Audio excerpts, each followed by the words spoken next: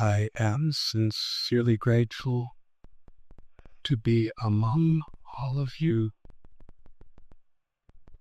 in this supremely auspicious place, at this supremely auspicious time. Thank you very much.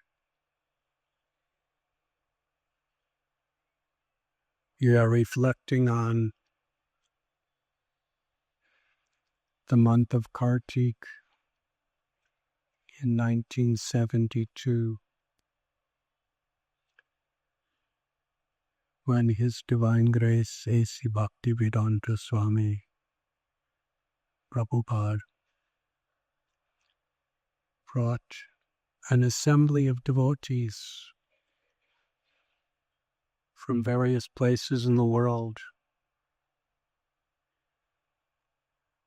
the Americas, Europe, England, Australia, various parts of India,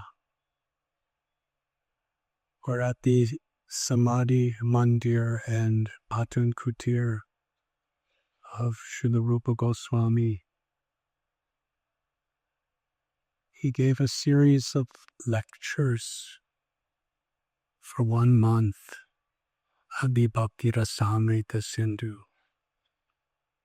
which he had really recently translated into English.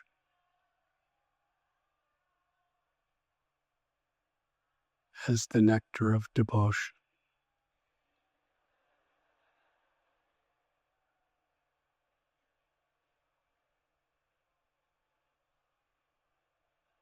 Could anyone hear?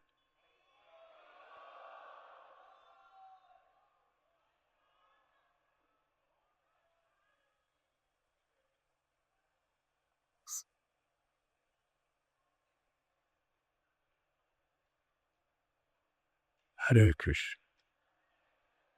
Seems like Krishna is protecting those devotees.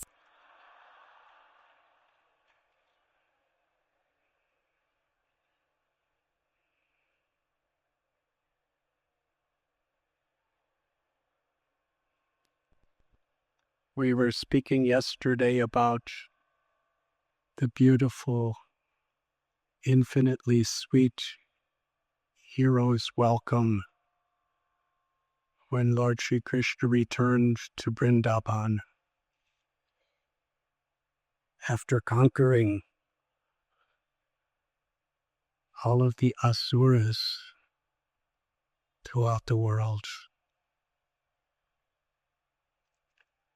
How infinitely sweet was this occasion when Srila Prabhupada returned to Vrindavan.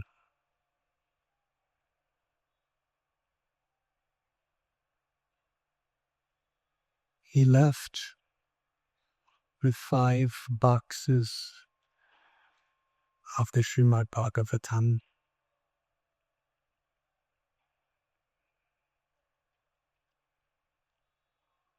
When he returned,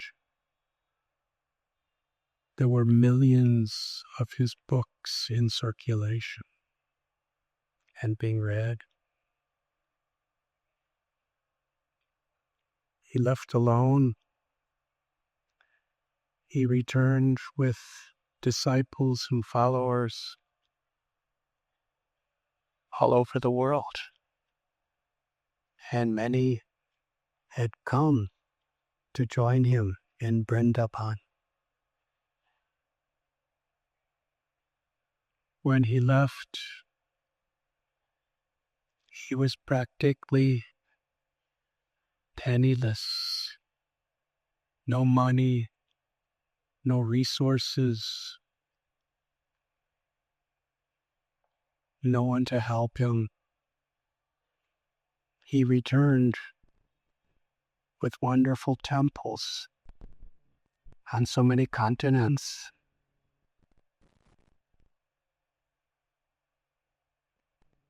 When he left, he was wondering, how will anybody in these foreign lands understand the message of Lord Chaitanya?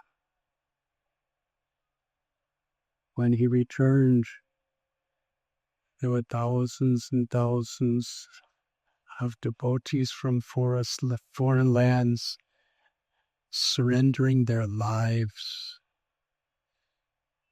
and even sacrificing everything to follow the teachings of Lord Chaitanya Mahaprabhu.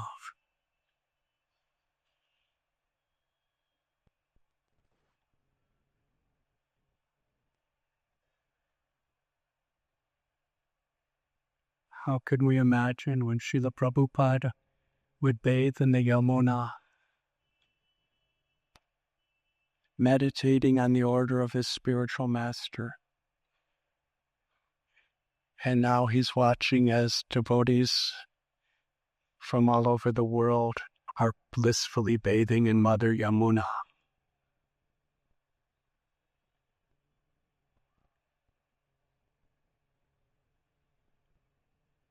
He had been helplessly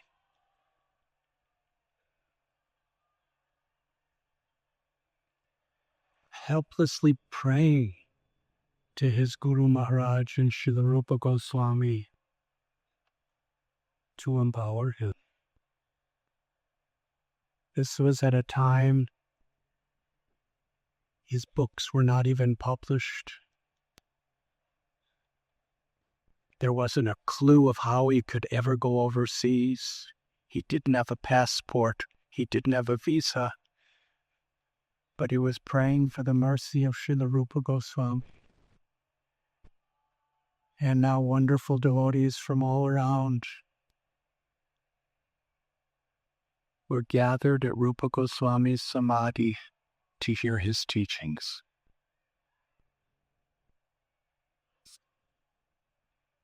And this yatra that we are gathered to celebrate is another small expansion and offering to that great miracle of love, that great miracle of compassion.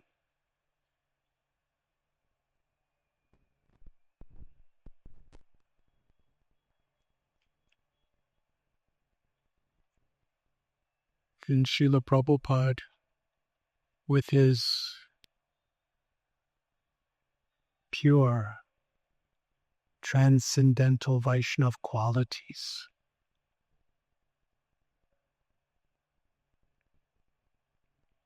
he was so deeply grateful to everyone and anyone who was willing to receive his message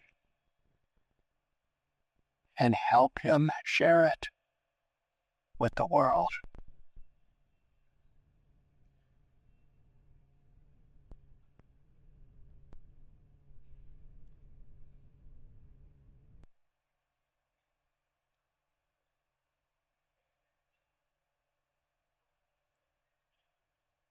We celebrate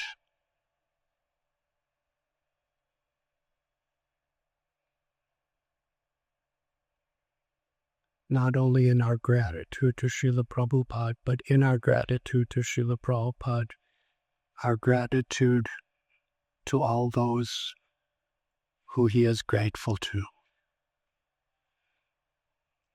And I believe that happens to be everyone here. Vanchakalpatarubhyascha kripa sindhubhya eva cha patitanam pavanibhyo vaishnavebhyo namo namah.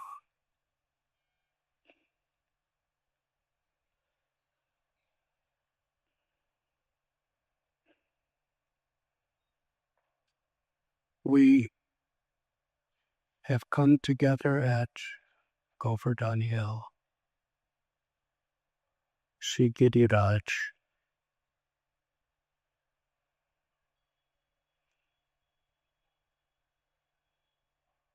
Tomorrow is Govardhan Puja. If the evening with Giriraj's mercy and your blessings, we will try to narrate that wonderful story wherein Krishna convinces the Brajavasis to take all of the paraphernalia for their annual Indra Puja and offer it to the cows, the Brahmins, and Govardhan Hill. And when the offering was made, Krishna manifested an enormous form that stood on top of Govardhan Hill. And with a thunderous voice, he proclaimed, "I am Govardhan."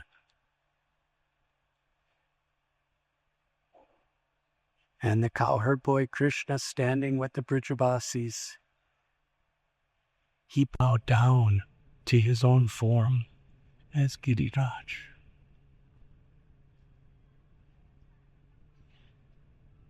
And Krishna personally taught all people for all time to come how to worship Govardhan Hill. Wonderful offerings of bhoga, anakuta, flowers, serving the Brahmins, serving the devotees of the Lord, offering the greatest satisfaction to the cows. And he led the parikrama, the circumambulation.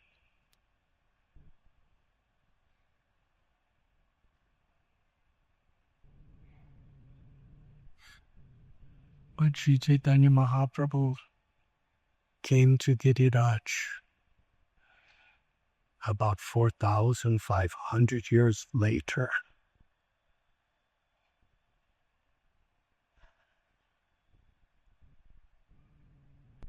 when he first saw Govardhan Hill, he offered his Dandavat prostrated obeisances. And the first stone that he saw in the Mahabhav of Srimati Radharani, he embraced that rock of Govardhan, knowing that this is the Satchidananda Vigraha, the body of Krishna.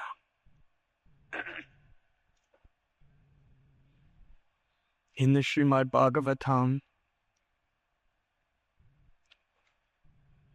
a gopi who our acharyas declare to be Srimati Radharani proclaims Giriraj to be Haridas Bharya, the best of all devotees. Many great souls, Uddhav, Yudhisthira, are called upon as Haridas. Srila Vrindavan Das Thakur in Sri Chaitanya Bhagavat, he describes that a higher title than being a great queen or king, a higher accomplishment than even conquering the worlds, a greater wealth than accumulating massive property and money, is to be Das, to be a servant of the Lord. When our gurus give us the name Das, we may think everybody's getting that name. And the name before it is a name of Krishna or a place of Krishna's, or a devotee of Krishna, or something or someone connected to Krishna. But most important is to take very seriously when we receive this title, Das, what of immense obligation that is to live by that spirit.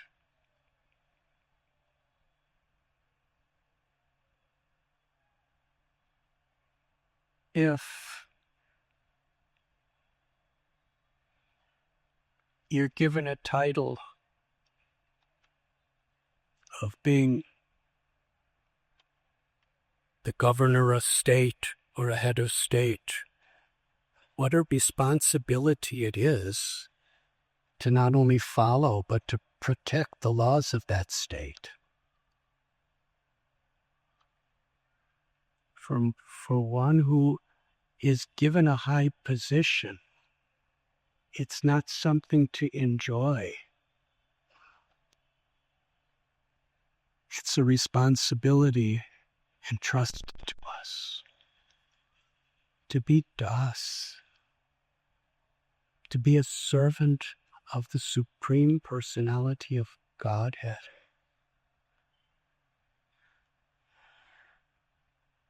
It is an honor that we can never conceive that we're deserving of.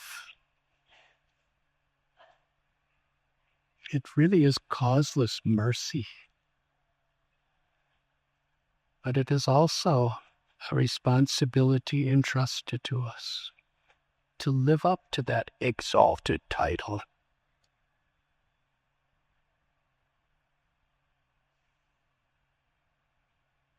Sri Chaitanya Mahaprabhu,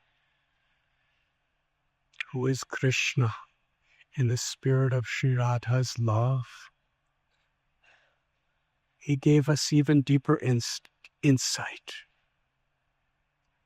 Gopi Bhartur Padakamalayor Das Das Das Anudas.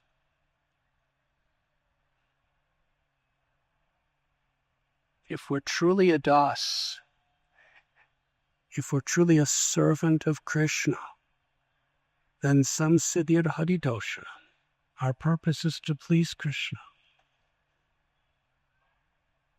And we please Krishna by serving those who are dear to Krishna.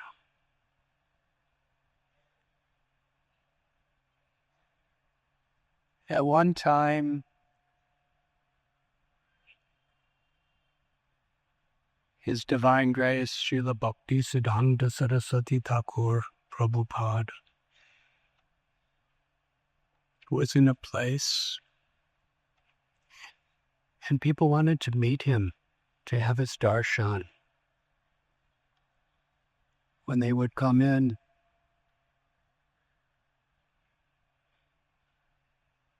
he would ask them what their goal of life was.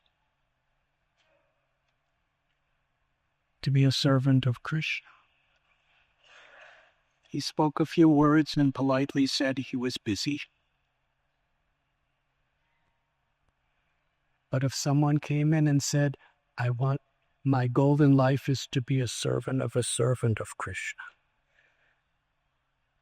he said, I have all the time in the world for you.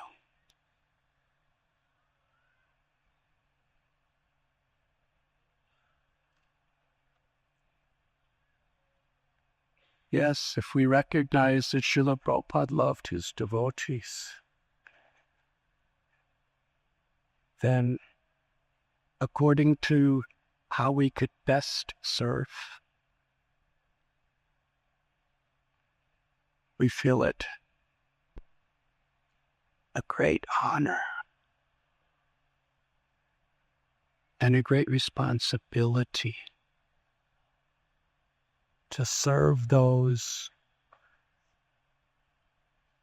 who Krishna and our Gurus love.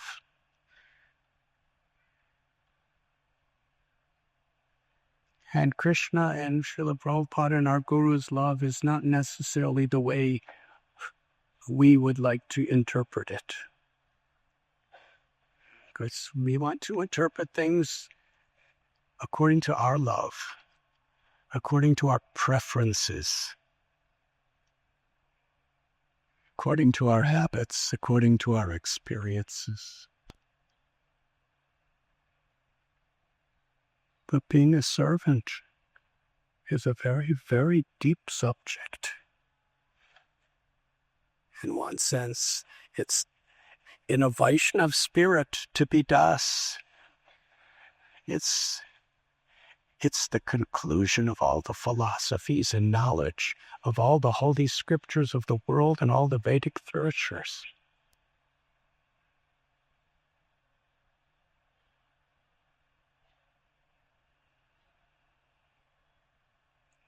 And to the degree we sincerely, earnestly, and honestly try to imbibe this spirit, Krishna will reciprocate.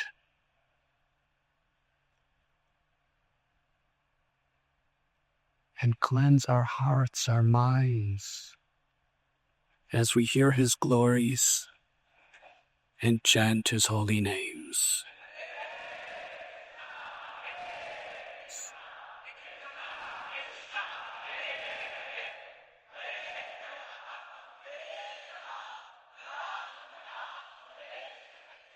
So how great it is to be a Haridas. But Srimati Radharani declares that Govardhan is Haridas Varya. And why does Shri Radha declare Shri Giriraj Govardhan to be Haridas Varya? Because he gives the maximum pleasure to Krishna by giving pleasure to those who Krishna loves and those who love Krishna. He provides the most enchanting setting for the Basant Rasleela, the most confidential of the rasa dances in the spring season with Sri Radha and her confidential associates and Krishna. Provides the most pleasurable playground for Krishna and the cowherd boys to play their games, to joke, to laugh, and to herd their cows, and provides the greatest happiness to the cows and the goats and the birds and all the other animals that may roam on Govardhan Hill. Every tree is a Kalpavriksha tree that fulfills all our wishes. Every speck of dust is a Chintamani. Every stone is a self-same manifestation of Krishna.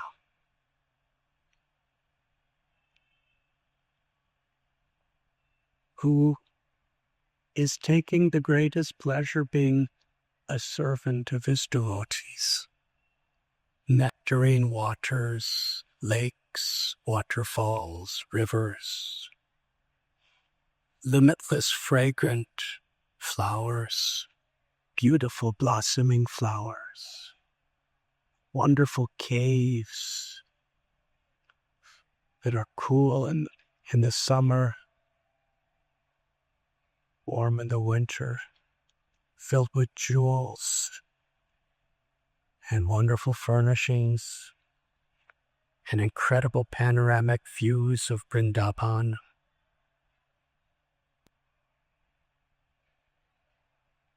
The birds are empowered to sing so sweetly. The grass is so nutritious, soft, delicious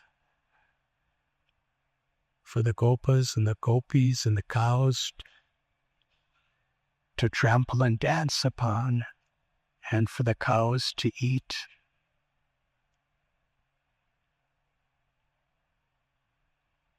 Each stone is warm in the winter, cool in the summer, and every step that every animal, every bird, every cowherd boy and every cowherd girl very personally, at the moment that that step comes upon Giriraj, he becomes so soft and soothing. In every possible way, Giriraj, with the ultimate creativity, is constantly meditating on giving everyone the highest pleasure.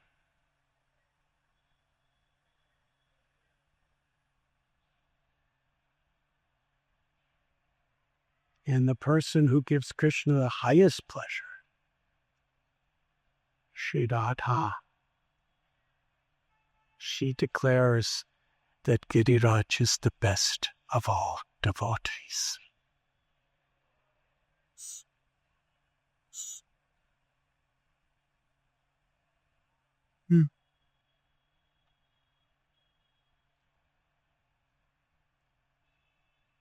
Raghunath Das Goswami, he gave up great fortunes to be the personal servant of the servant of Lord Chaitanya in Jagannath Puri.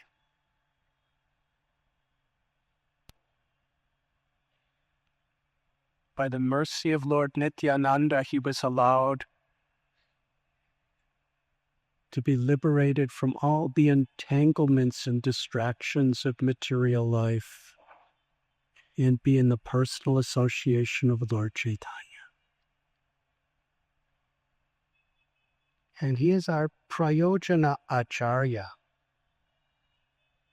This means he's the Acharya that exemplifies and teaches by his example and his words the highest ultimate perfection of Gopi Bhav, the love of gopis.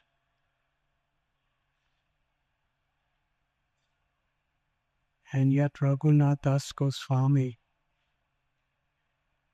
who was just living close to Lord Chaitanya for 16 years in Puri, he hardly spoke a word to him. He was always serving Swarup Damodar Goswami, servant of the servant. Now, for most of us, if we were in that situation, we would be running to be close to Lord Chaitanya. And certainly Lord Chaitanya would have given him everything.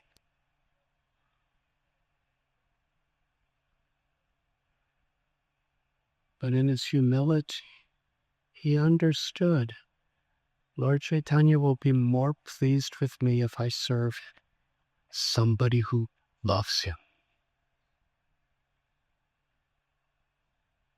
And for 16 years, he was assisting Swarup Damodar Goswami and hardly exchanged words with Lord Chaitanya. Not because he was afraid, but that was just the depth of his natural love to please the Lord. And after being in such an exalted position, he came to Vrindavan to spend the rest of his life here at Govardhan Hill. When Raghunath Das Goswami came to Braj Bhumi,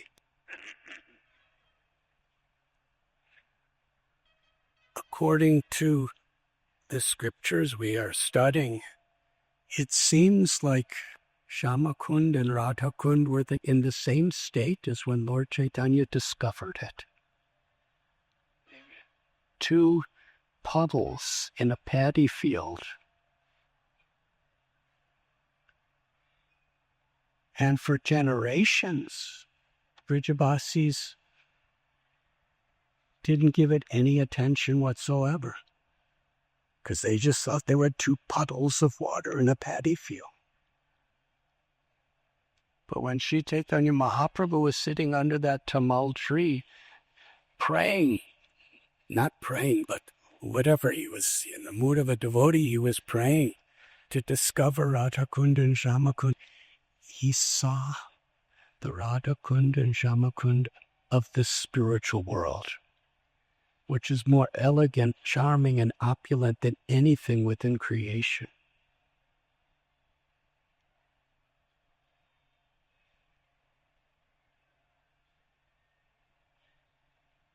Raghunath Goswami lived the rest of his life there, near these puddles. And gradually, by the inspiration of Sri Chaitanya Mahaprabhu and Sri Radha Gopinath, he excavated it closer to what we understand it to be today. At the foot of Govardhan Hill, Jiva Goswami did bhajan here. Raghunath Bhatta Goswami, Gopal Bhatta Goswami, Srila Sonatan Goswami at Manasi Ganga, and Radhakund, Raghava Pandit, one of most dearmost associates of Lord Chaitanya, had a cave just close to where we are now. Yes, the greatest scholars, the most empowered lovers of God, they worshipped Govardhan Hill.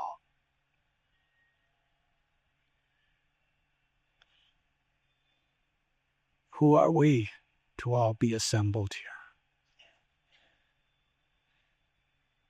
here? In his most merciful form of Giriraj, he's hearing every word that every one of us speaks. He's hearing our thoughts too.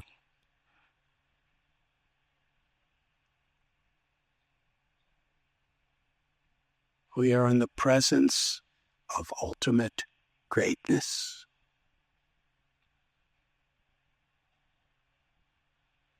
But because of this veil of Maya,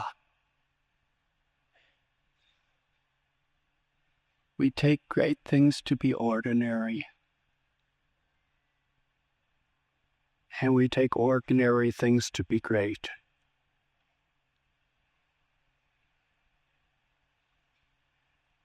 And that's the way the world is. How the world honors material improvements.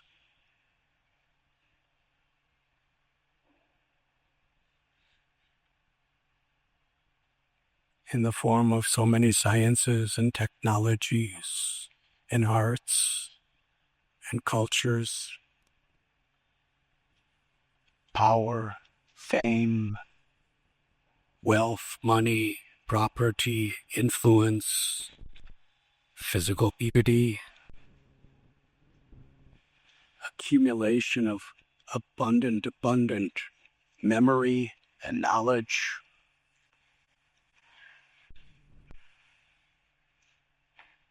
Janmai Shwabi Ashruta Shubir. Kunti prayed, Akinchana Gocharam.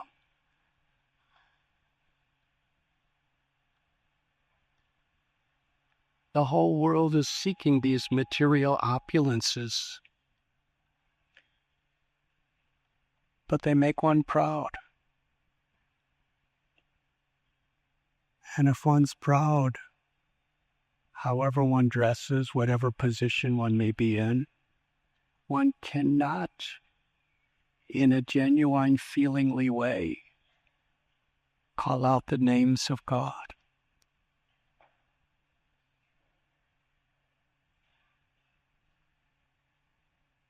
Of course, in Sri Chaitanya Mahaprabhu and Rupa Goswami's teachings of Yukta Vairagya, if we understand I'm not the proprietor, I'm not the doer, if we actually recognize that Krishna is great, that we could utilize every type of resource within this creation in Krishna's service as a servant of a servant of a servant. But by the veil of Maya, the supreme, infinite, eternal joy of loving and serving the all-attractive Krishna and his most beloved devotees, it's covered. And we think, I am the controller, I am the proprietor, and I am the enjoyer.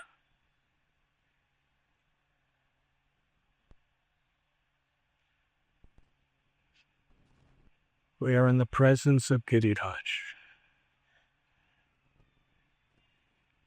We may not recognize it,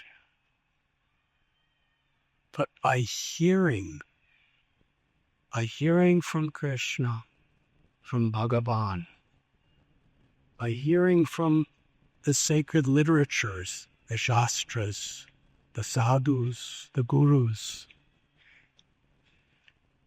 we can develop Shraddha, faith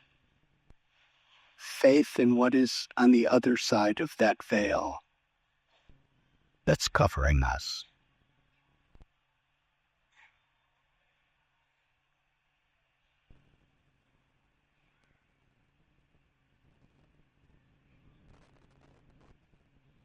When we recognize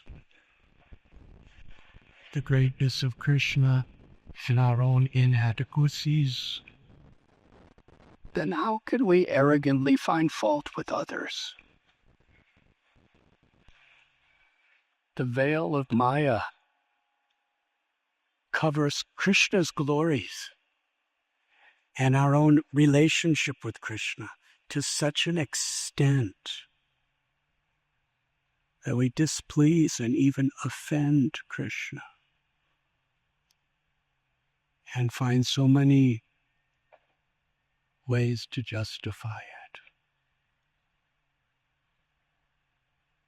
Daiviheshu gunamayi mama maya turatyaya.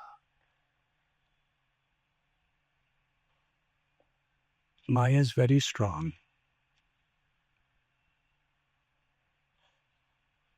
But when we take shelter of the Supreme Lord, when we take shelter of Shri Govinda Dev, when we take shelter Jatiya Vaishnava Seva Nistara Payachikeva of those who love Krishna, then Krishna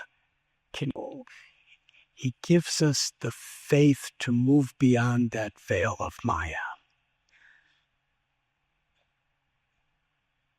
And that is the path of Bakti.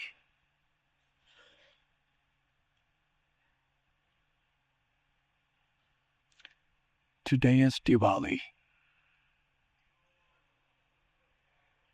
And what we are thinking is for the next, tomorrow we'll discuss the Govardhan Lila of Govardhan Puja.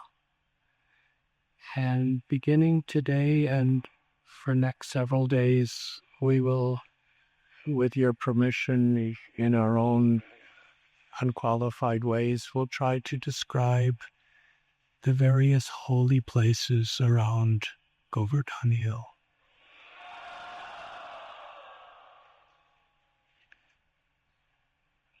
But it is the month of Damodar. And Srila Prabhupada lived around a Damodar temple. And every night we're singing the prayers of Damodar.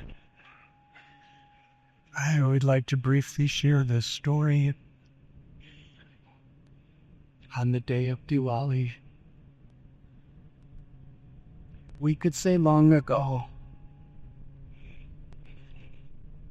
from an external historical perspective, it was about 5,000 years ago. But in truth, it's happening today. In the Aprakata Lila, in the Nitya Lila of the Lord, these pastimes are forever taking place in the land of Vrindavan. But there's that veil.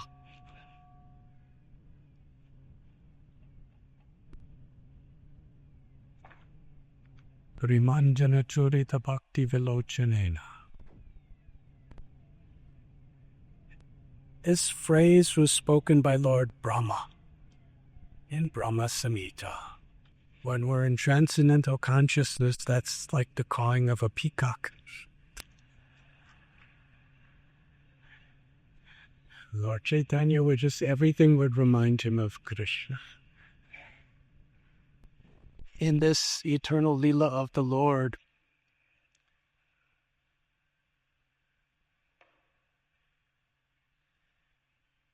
Lord Brahma, in the Brahma Bimohan Lila, after Krishna liberated Bakasura. Bakasura was such a massive, huge snake. When he opened his mouth, the top of his lips reached the clouds. And he had huge, sharp teeth.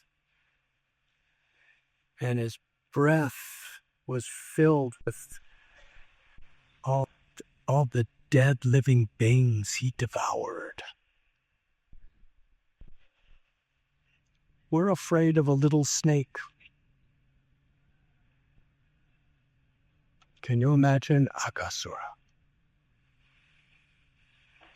The demigods were terrified of Aga. But yet, and he came to get revenge. We all know how powerful this passion of revenge could be in the human mind. Because Krishna killed his sister. How vengeful would you be if someone killed your sister and brother? His sister was Putana, and brother was Bakasura. He wanted to cause the maximum misery in Vrindavan. He had such a plan. If I kill Krishna and his friends, the cowherd boys, and all the calves that they're taking care of, then the cows and the elder gopas and gopis, they will all die in separation from the suffering of losing their loved ones. In this way, he came to extinguish all life in Brajbhumi. I guess in modern terms we would call it genocide. That was his evil intention. But yet the cowherd boys and the calves, being in the presence of Krishna, they were so fearless.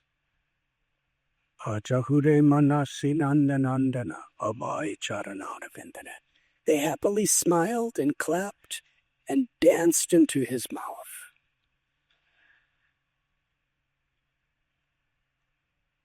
Now, all the demons that Krishna killed in Vrindavan, he did it usually in clear view of everyone. And he did it in a very special way. He didn't manifest any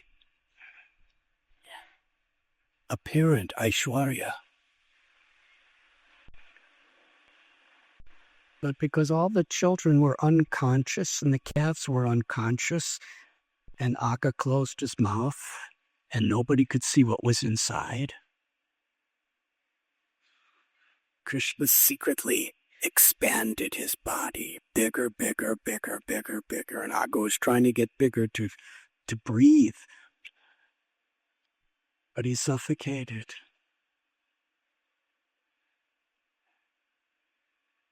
And then Krishna and all his friends, they didn't see it either. They were sleeping. He glanced upon them, he woke them up, and they were just, And they went outside and had lunch on the bank of Yamuna. And Brahma was thinking, who is this person? He could not understand. He's the absolute truth. How Krishna, when he performs his Lila, it's so complete and perfect. Because in the beginning of the 10th canto, Bhumi Devi, Mother Earth, who did she come to for shelter? She came to Brahma. And Brahma took her with the other demigods to the shore of the ocean of milk, and they prayed to Vishnu, and Vishnu said, I will come in the Vrishni Yadu dynasty. And when Krishna was in the womb of Devaki, the demigods were praying for him. There's a whole chapter in Srimad Bhagavatam. But somehow or other, Brahma's the guru and the father of everybody. But he forgot. Because Krishna's glory was so inconceivable. How such a beautiful little child could be God. He wanted to see. And when he came to bank of Yamuna, he saw Krishna's having lunch with his friends.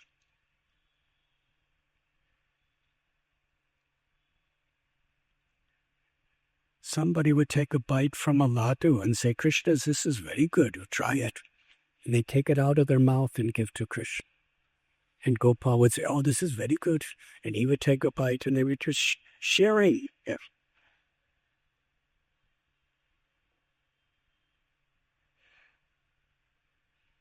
In the heavenly worlds, that's not the way you serve God.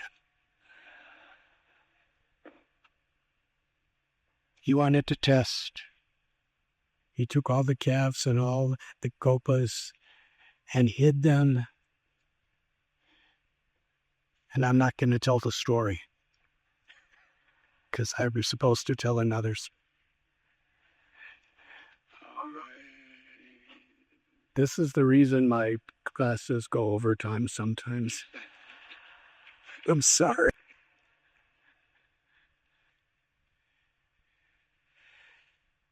Krishna manifested himself in the exact identical form of every gopa and every calf for 1 full year.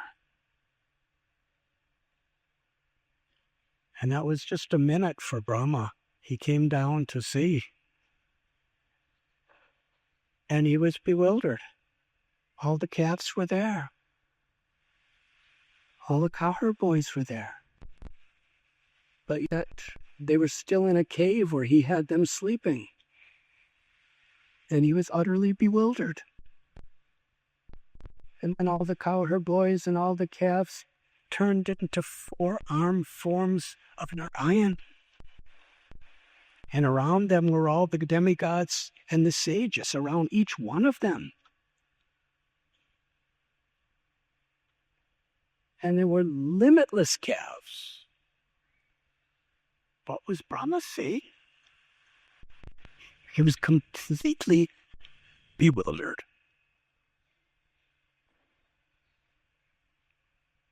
And then one of the cowherd boys, was actually Krishna in that form, he looked at Brahma and said, Brahma, to me, you are as insignificant as one of my goats.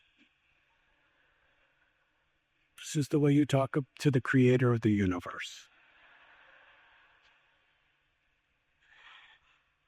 At that moment, Brahma fell unconscious.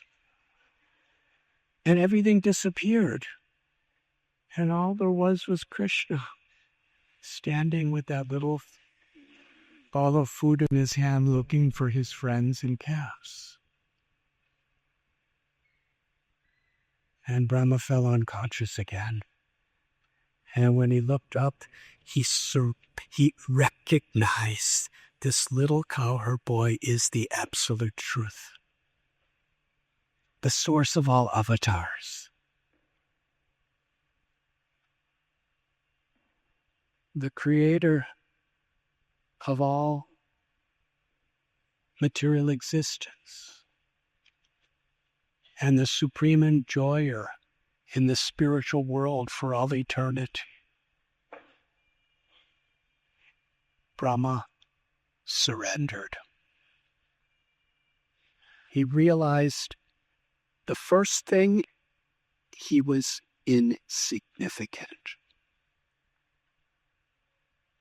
In his prayer, he said, and this is a good lesson for all of us. He said, at night, in darkness, the firefly thinks he's lighting up the world. Because all he sees is what's just within his little eyesight. Firefly just goes, and the light, thinking I'm lighting up the world.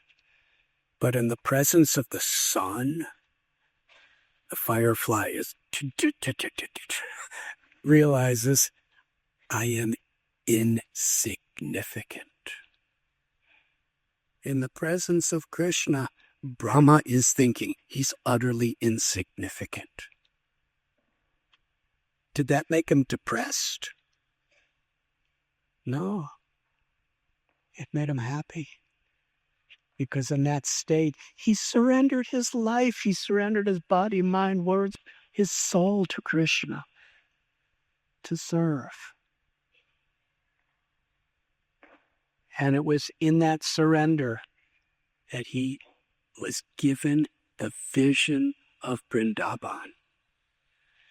He was seeing the exact same thing a few minutes before.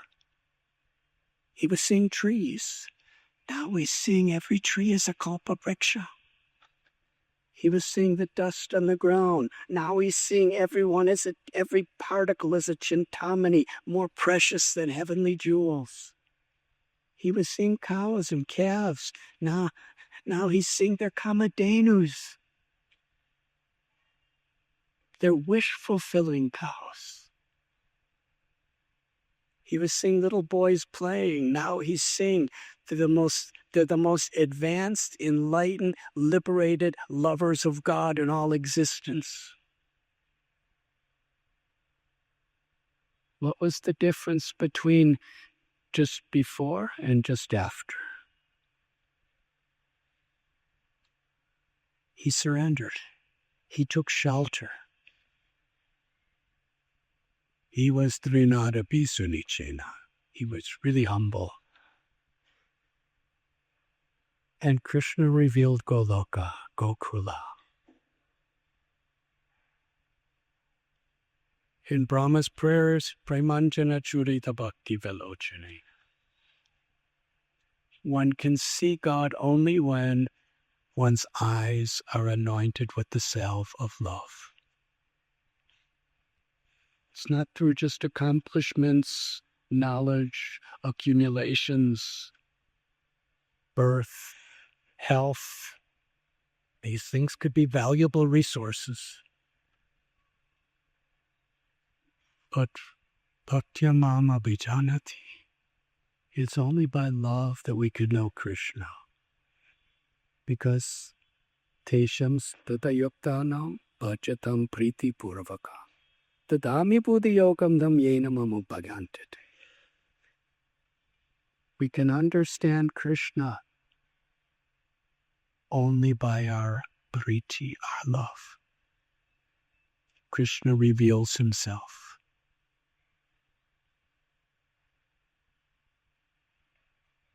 So on this day of Diwali, Yashoda Mai, she rose early and she sent all of her assistants to do other chores. Because she wanted to satisfy Krishna by putting her full motherly love into making butter for Krishna's enjoyment.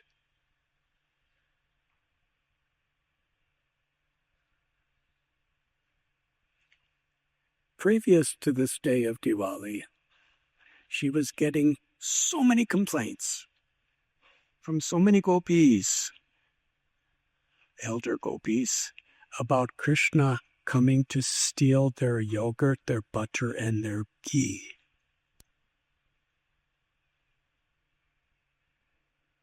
Kavi Karnapur tells some stories. When Krishna was a little child in Gokul Mahavan, he and Balaram, they learned how to crawl. And then Nanda Maharaj and Yashoda, they gradually were trying to teach Krishna and Balaram how to walk. And as soon as they started walking, they began their pastimes of stealing butter.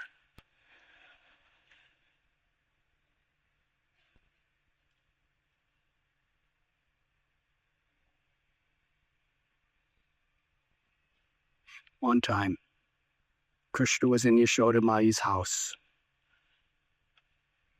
And when she wasn't around, he broke a pot of butter and was eating it. And suddenly he saw a jeweled pillar. And his reflection was shining in the jeweled pillar. He thought it was somebody watching him. He became afraid. How is God afraid? Because he wants to be afraid.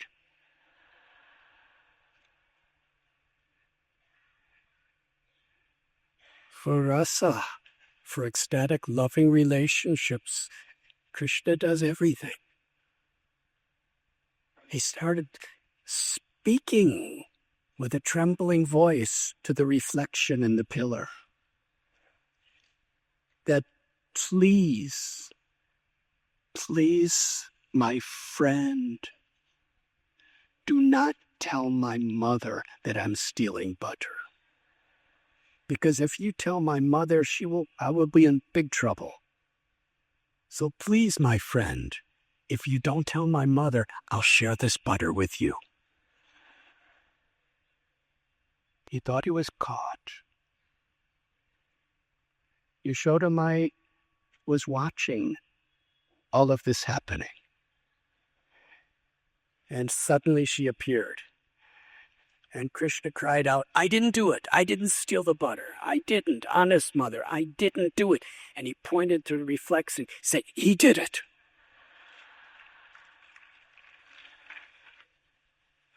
I warned him he shouldn't do it. I chastise him, don't do it. This is my mother's butter. You should not take it. You will get in big trouble if you take it. But he didn't listen to me, mother. He not only ate it, but he broke the pot. But honest mother, I didn't eat it. He stole the butter. And Yashoda Mai, she smiled. Another day, Yashoda Mai came into the house and she saw Krishna's hand in a butter pot, completely covered with fresh butter. Sahimsa butter. But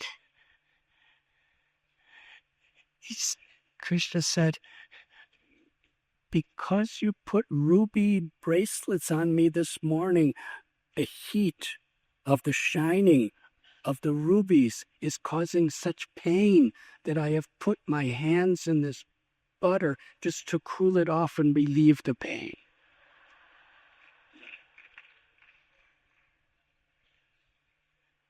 Yashoda Mai took his hands out of the butter pot. And of course, his hands were completely healthy and effulgent. But with a very tender, mother, caring voice, she said, "Oh, I could see your hands are burnt.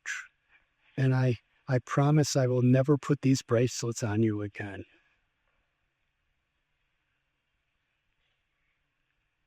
And then there are so many stories of gopis coming and complaining to Yashoda Mai of all the mischief that Krishna would do in their houses. One particular gopi, her name was Prabhavati. She's a very exalted personality because she is the wife of Upananda, who's the elder brother of Nanda Maharaj.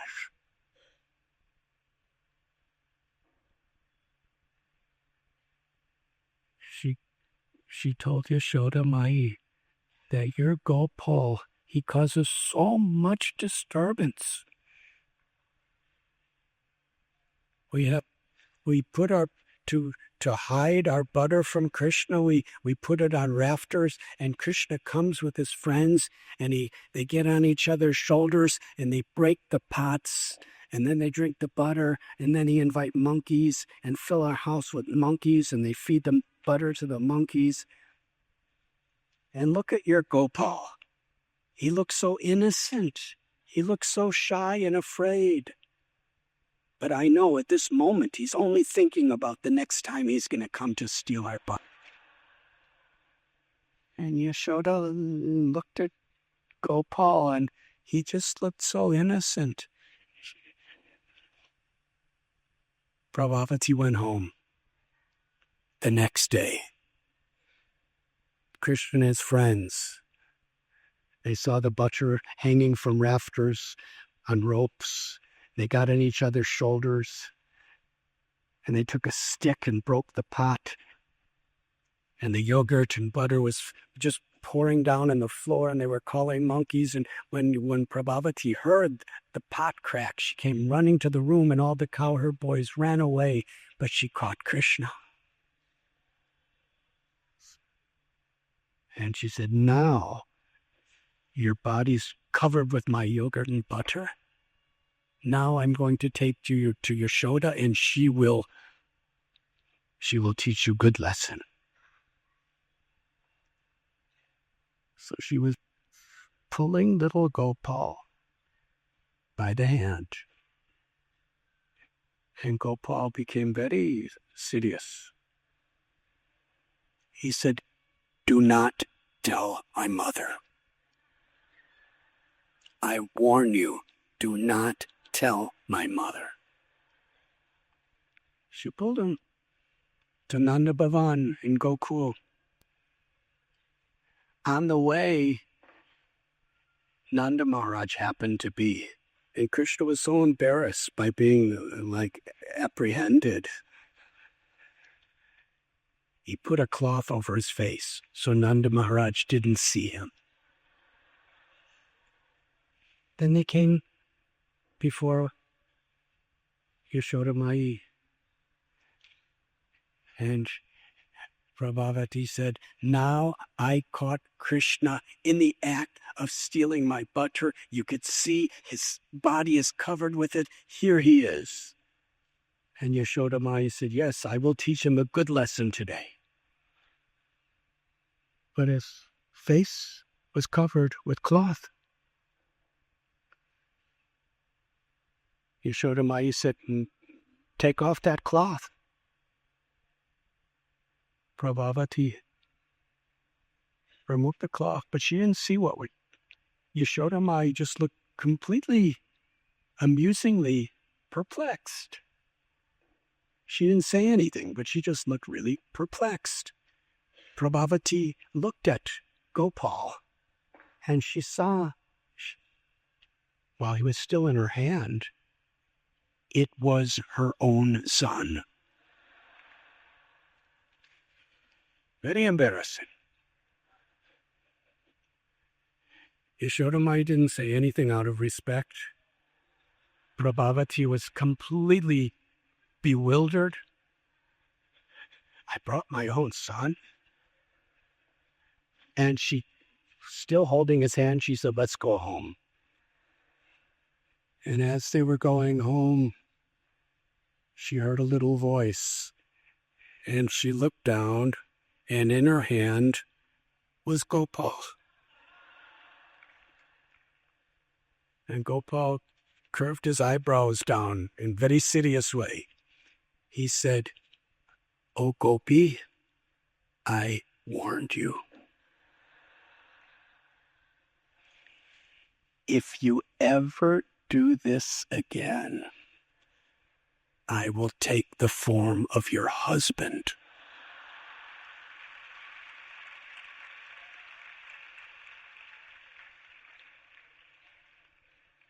So these are some stories that are leading to today, Diwali. Yashoda Maya is thinking, Krishna's stealing so many other people's butter. I will put so much love and so much devotion that he'll be satisfied and he'll never have to go anywhere else. And she was so attentive to every detail. Bhakti is really about pleasing Krishna and, as far as humanly possible, being attentive to every detail of what will please Krishna. This is the way a devotee should live.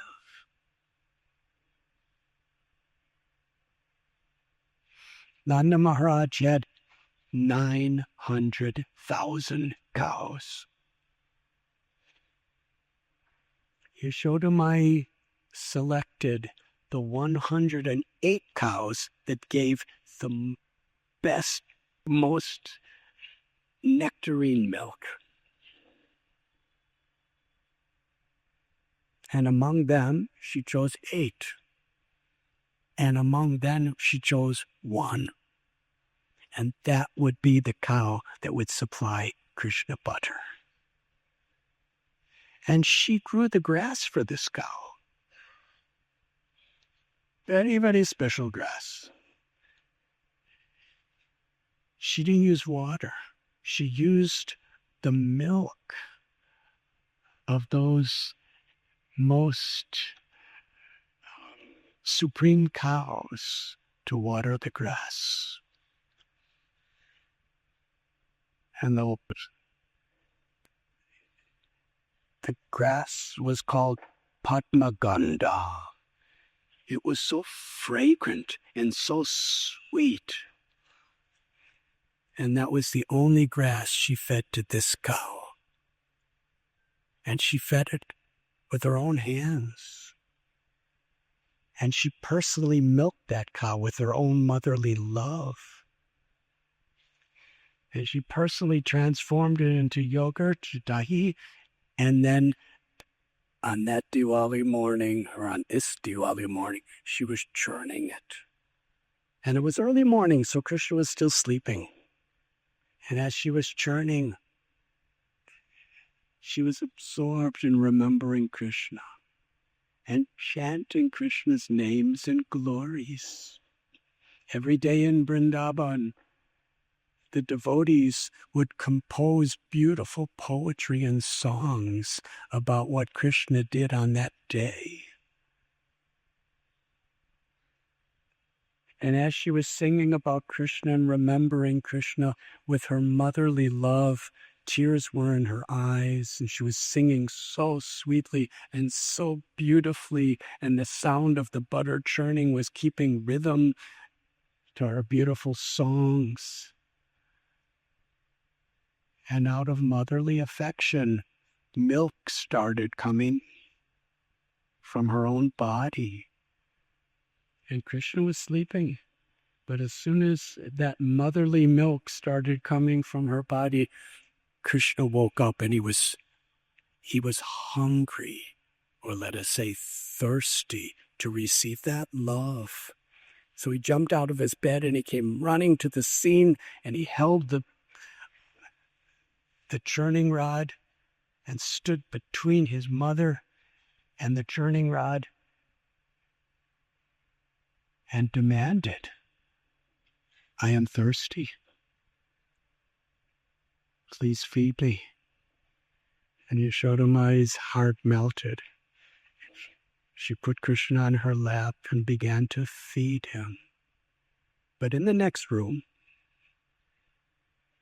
the Padmaganda milk that she was making preparations for Gopal later that day began to boil over. It was on a fire. And she went running to take the milk off the stove. But Krishna wanted to show the world, in devotional service, we should never put any priority before Krishna.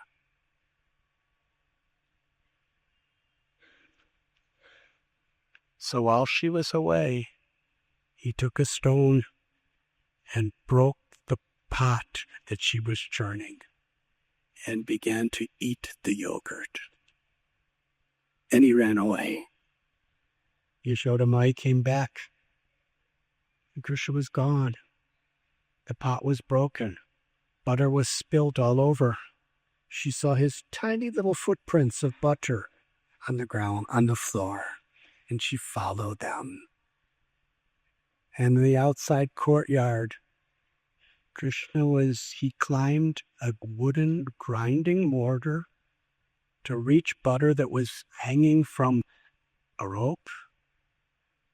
And he broke that pot, and he was eating it, and his Gopa friends were there, and the monkeys of Vrindavan were invited.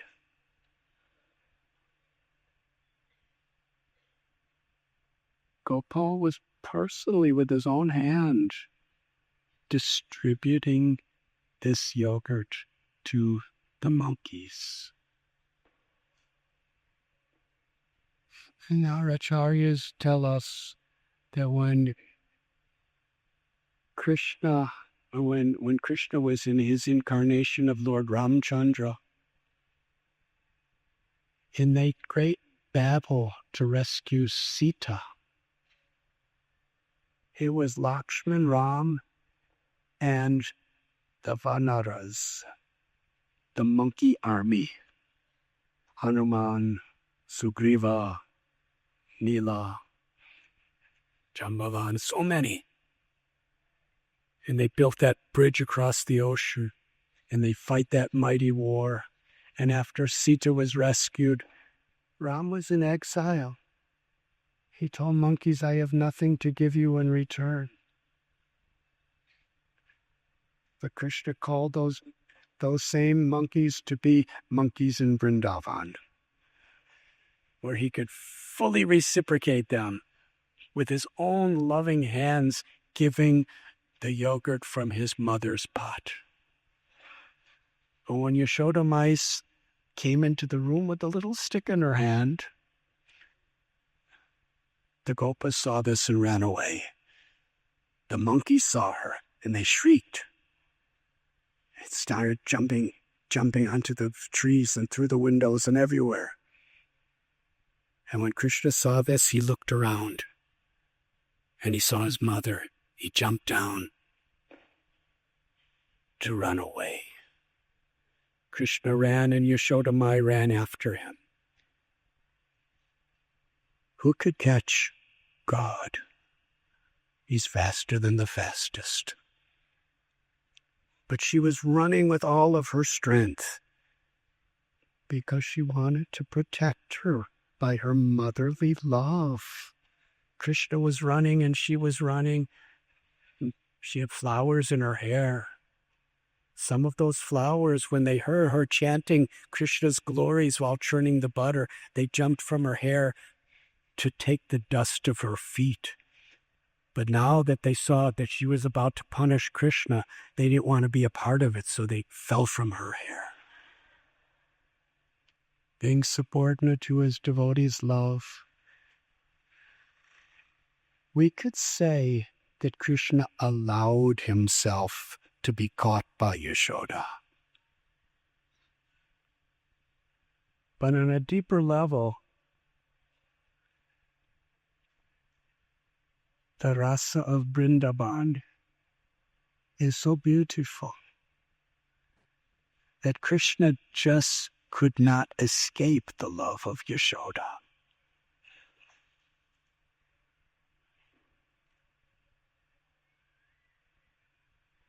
Krishna started to cry. Tears were pouring from his little eyes, mixed with the black mascara, the kajal, and it made a beautiful sight, streaking his face.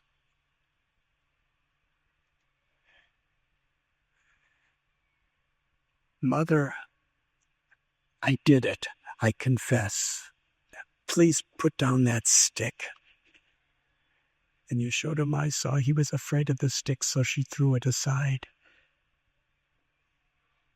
Yashoda Mai told Gopal, because you are associating with monkeys, you have become as mischievous as a monkey. Gopal said, Mother, what is my fault? They like to play with me.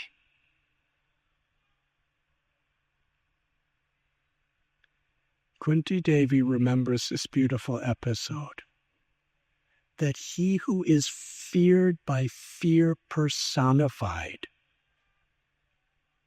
the source of the most powerful creators and incarnations, he wasn't afraid of Hiranyakashipu or Hiranyaksha or Ravana. He wasn't afraid of Kumbhakarna. And Yashoda Mai is just a simple mother. But Krishna was trembling. His limbs, his lips were quivering. His eyes were tearing. And he was praying for his mother's mercy. Kunti Devi, he who is feared by fear personified is afraid of a gopi. How wonderful. What is the power of the loving relationships of Vrindavan? To protect Krishna, because she had so many chores, she took a rope, a very soft rope that are used to protect the calves. And she was going to tie Gopal's waist to the grinding mortar, which was an accomplice to his pastime. It was the width of 2 fingers, too small. She tied more rope. It was still 2 fingers, too small. More rope and more rope. She was continuously tying ropes together. The news spread, and other gopis from their houses were bringing big supplies of ropes, all different color ropes. And gopis were handing Yashoda Mai ropes, and she was tying it together. However many meters and meters and meters of ropes, it was always exactly 2 fingers too small. Gopal's waist was not growing. The ropes were growing like anything. The gopis were watching in wonder. And Yashoda Maya was working so hard, she wanted to protect her child. It was a festival of ropes. And gopis called out to Yashoda, it is not Krishna's destiny to be bound by ropes today. So Yashoda Maya, she said, I must find out how much ropes it takes to bind my son's waist. Her sari was loosening. She was perspiring. By the power of her motherly love, she successfully bound Krishna by the waist. Thus his name, Damodara.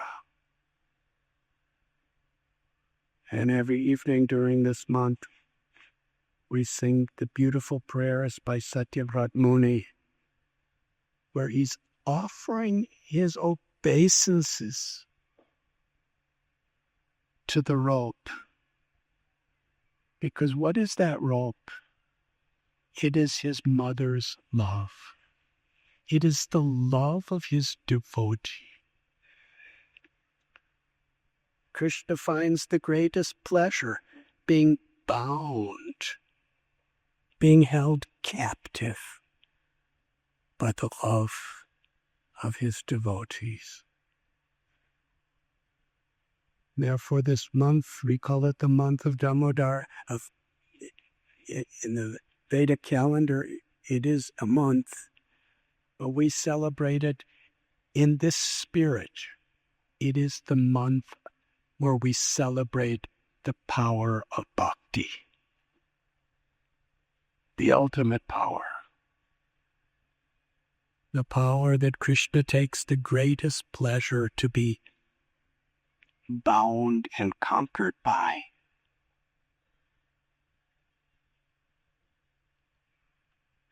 And on this day, after she went to her chores, Krishna saw those two Arjuna trees in the courtyard of Nanda Maharaj. And Sukadeva Goswami tells the background. Long ago, Narada Muni was traveling, and he came to a heavenly world where there were two sons of Kuvera, Nala Kuvera Manigriva, who were heavenly demigods. And they were so proud of their physical beauty, so proud of their intellect, so proud of their wealth, so proud of their high position.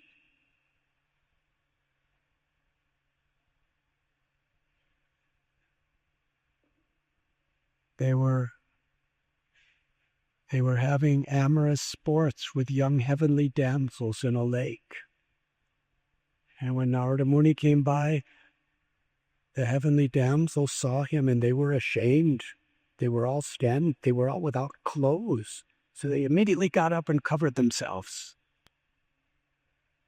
But Nala, Kuvera, and Manigriva were so shameless, they showed no respect for the devotee of the Lord. And Narada Muni, in such mercy, feeling compassion upon them, he cursed them to become trees. You like to stand naked? Okay, you be tree. But by his mercy, the place that they stood of trees for a long, long time, and they had the full consciousness of being demigods. That's pretty frustrating. They can't move. They can't go anywhere. Nobody cares about them.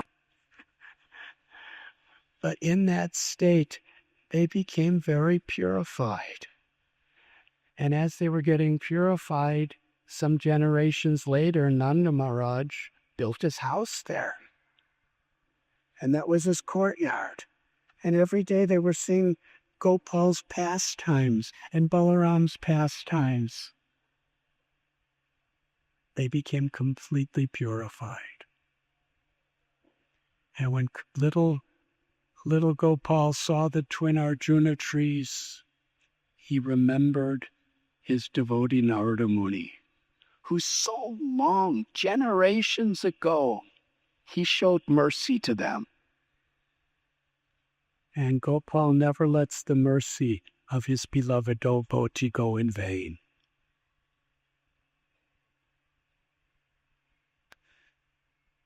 When we receive the mercy of those who love Krishna, even in future lifetimes, Krishna will never forget that mercy, and he will make sure that it fructifies in due course. So Krishna told the grinding mortar, and he crawled right between the Arjuna trees, but the grinding mortar got stuck between them, and Krishna pulled. And these massive, huge trees that were centuries and centuries old, they were uprooted from the ground. And with a massive, tumultuous, thunderous sound,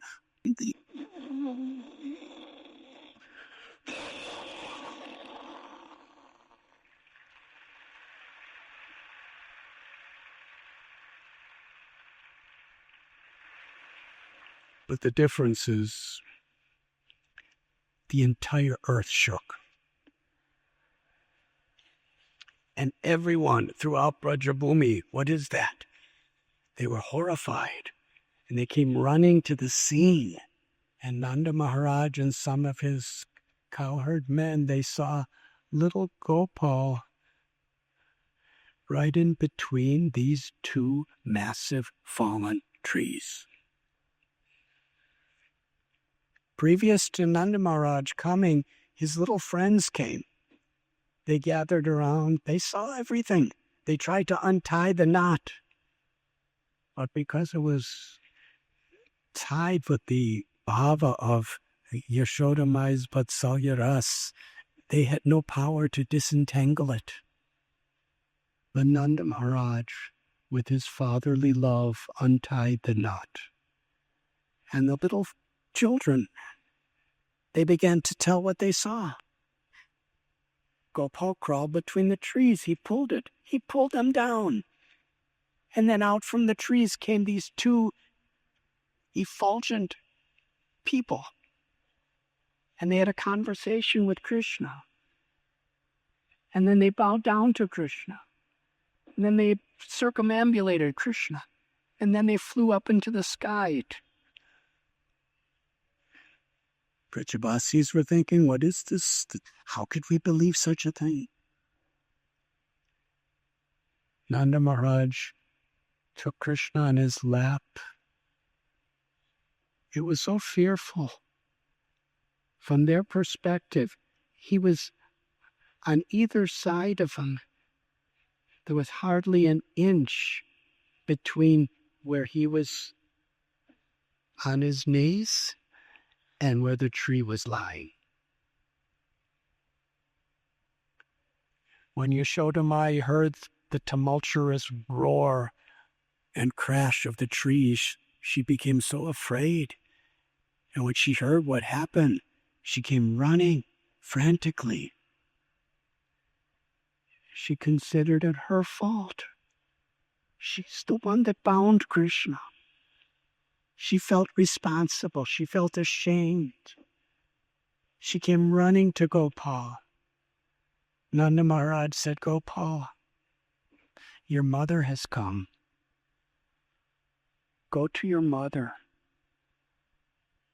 Krishna said, I want to stay with you, Father. And he said loud enough so Yashoda Mai could hear, I do not want to be with my mother.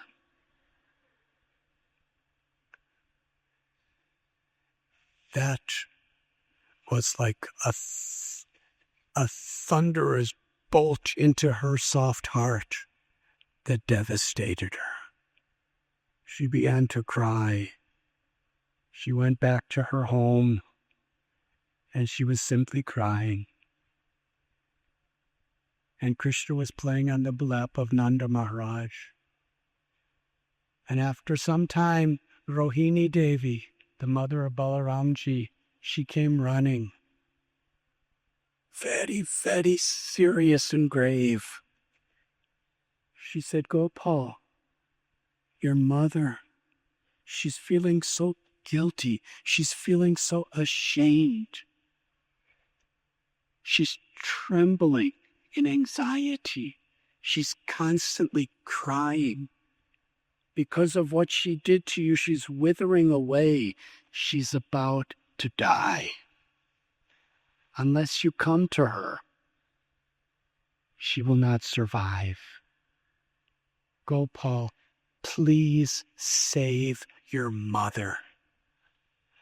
When Krishna heard this, he jumped off the lap of Nanda Maharaj and went running back to his home, crying, Mai, Mai. When Yashoda Mai heard Krishna calling her name, she jumped up and started running toward Krishna, calling, Gopal, Gopal. And as she ran toward Krishna and Krishna ran toward her, Krishna jumped into her arms.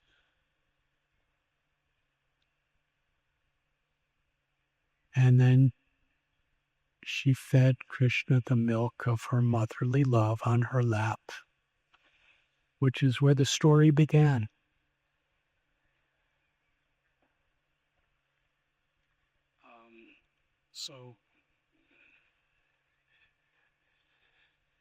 In this material world, we're all bound by the ropes of the three modes of material nature. Goodness, passion, ignorance. But in Sri Vrindavan Dham, Krishna binds Nanda, Yashoda, and his devotees by the ropes of his love. And when a devotee agrees to be bound by the ropes of Krishna's love, Krishna finds the greatest happiness to be bound by the ropes of his devotees' love. And now we will begin today's class.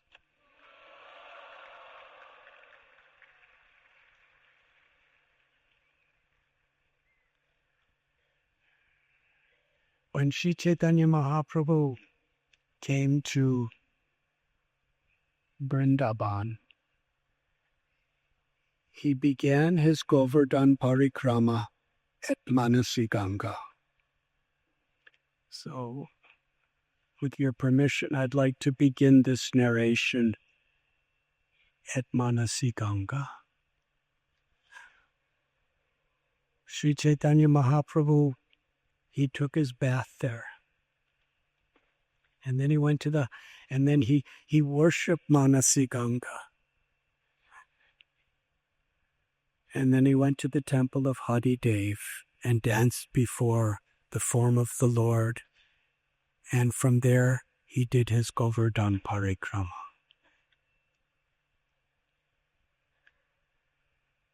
Manasi Ganga has a beautiful history. Ganga, the goddess, considered the holiest of all holy rivers in the universe. She was witnessing her sister Yamuna offering such loving service to Krishna and Balaram, to Sri Radharani and Gopis, to all the residents of Vrindavan. She witnessed the beautiful pastimes of Krishna coming with cows and playing in Yamuna, and Sri Radha and Gopis and Nanda and Yashoda. Yamuna is so much the heart of Braj Bhumi. Ganga longed, she prayed, she yearned to offer service to Krishna. And Yamuna, she felt such affection for Ganga that she brought Ganga along with her to meet with Krishna. And Yamuna says Ganga wants to share these beautiful pastimes, and Ganga off shared her own heart. Krishna replied, in the spiritual world of Goloka, you are ever existing as the Manasi Ganga, and you are forever assisting in my most intimate loving pastimes. But now, to fulfill your prayer, I will soon bring you to the Vrindavan in the earth,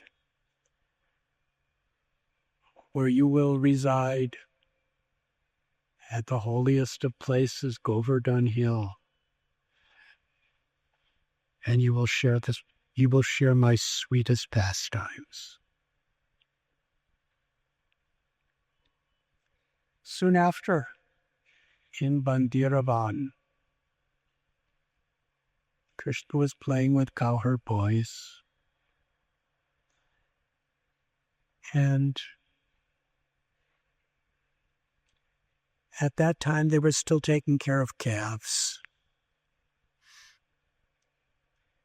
Kamsa sent a particular asura who was so devious, cruel, hypocritical, and deceiving that he took the form of a tiny little female calf with the intent to murder Krishna.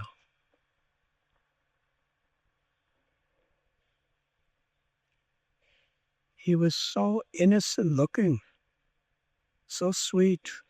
You know how calves, they have such beautiful lotus eyes that glisten with so much sweetness and affection. So this calf, this demon actually took the form of a calf that didn't come that day.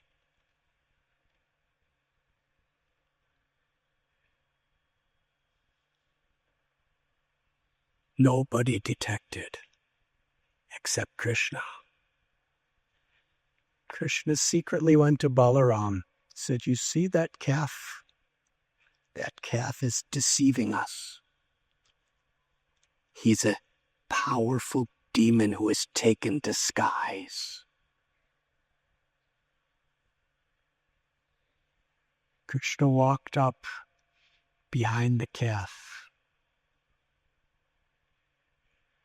Because Bakasura was secretly trying to kill Krishna and his friends in such a deceptive way, Krishna reciprocated. And he came behind Vatsasura, so Vatsasura didn't even know he was there. And suddenly Krishna grabbed by his hind legs and whirled him around over his own head. He spun him so fast that Vatsasura, due to being so dizzy, he left his body. And Krishna whirled him to the top of a tree and assumed his original, huge, horrible, Raktaptamaniac form. The demigods showered flowers to celebrate, and the cowherd boys clapped their hands and jumped up and down and said, well done, well done. But after a few days, the Gopas said to Krishna that we are not going to play with you anymore. Krishna said, why? They chastised him. You killed a female calf. Gopal said, that was a horrible demon. He took that form to kill all of us. I saved us. They said, we know what you're saying is true, but still, she was a calf. And therefore, we will not be touched by you or associate with you. Krishna asked, what should I do? They said, you must purify your sin by bathing in the Ganga. Krishna, with his mind, he called Mother Ganga to come to Vrindavan. With his mind, Manasi, he called her. And Mother Ganga, waiting, longing, yearning, praying for this opportunity, she appeared and filled the beautiful lake that became Manasi Ganga. And all the cowherd boys were very happy, and it became a favorite place for them to play. Krishna bathed, and everyone was satisfied. Soon after, Nanda, Yashoda, the elder Gopis, they were hearing a katha from Brahmins, and they were describing the glories of Mother Ganga.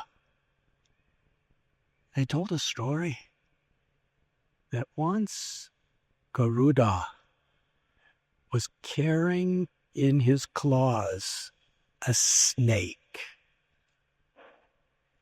and he was flying over the river Ganga, and a drop of water touched the snake. Suddenly, the snake manifested an eternal, four-armed spiritual form of a resident of Vaikuntha. And Garuda, seeing that that snake had now become a devotee, he put that wonderful personality on his back and flew him to transport him back to Vaikuntha for eternal loving service. Upon hearing this story, the Vrajavasis had such nice faith in the Brahmins. They said, we should all go to the Ganga on a pilgrimage. So everyone agreed.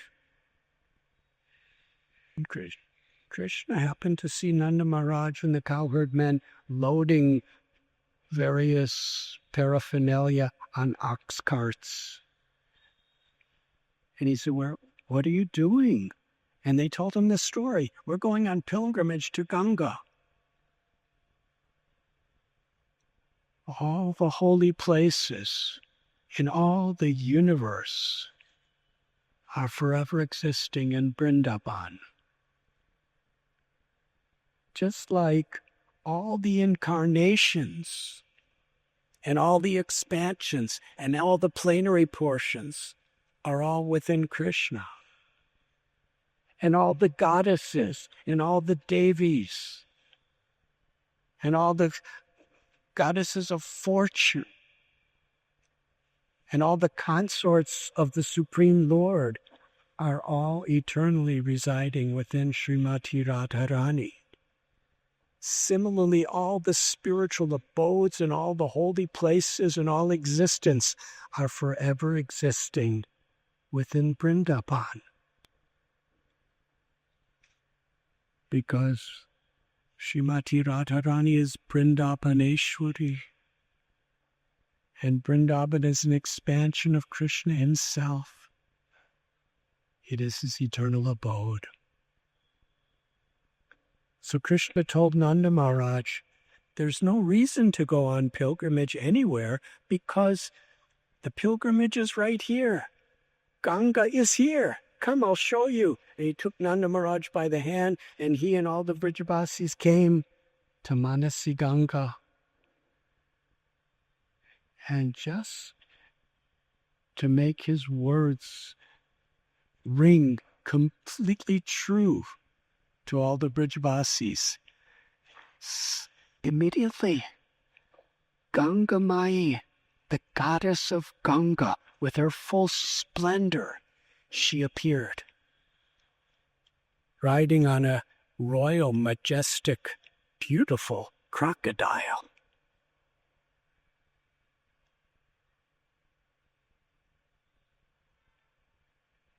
When they saw Ganga Mai and they received her blessings, everyone understood for sure, yes, Ganga is at Govardhan, here in Vrindavan.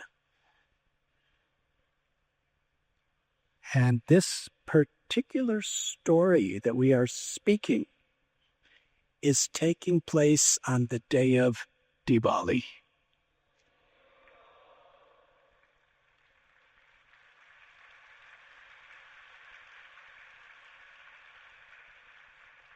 And as we're sitting here, bathing in this narration, there are probably tens and thousands of Brijabasis bathing at Manasi Ganga at this moment. It is a tradition in Vrindavan for generations and generations on the day of Diwali to come to Manasi Ganga to take bath and to offer lamps. Just as in Ayodhya when Ram returned, they welcomed him with lamps of love. The Brijabasis, to celebrate Krishna bringing Mother Ganga into Braj Bhumi, they offer her the lamps of their love.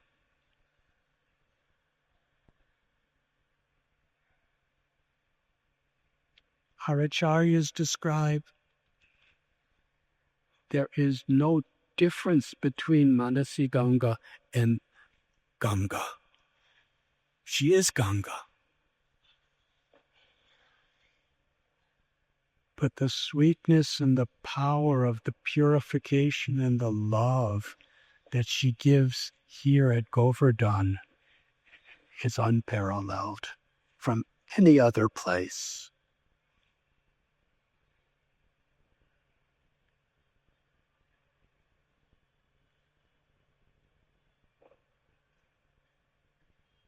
Our Goswamis describe that one night, as it was getting darker and darker, Shri Radharani and Gopis, they were carrying pots of ghee and butter and yogurt and sweets, and they needed to cross the Manasi Ganga. At that time, it's a very large lake.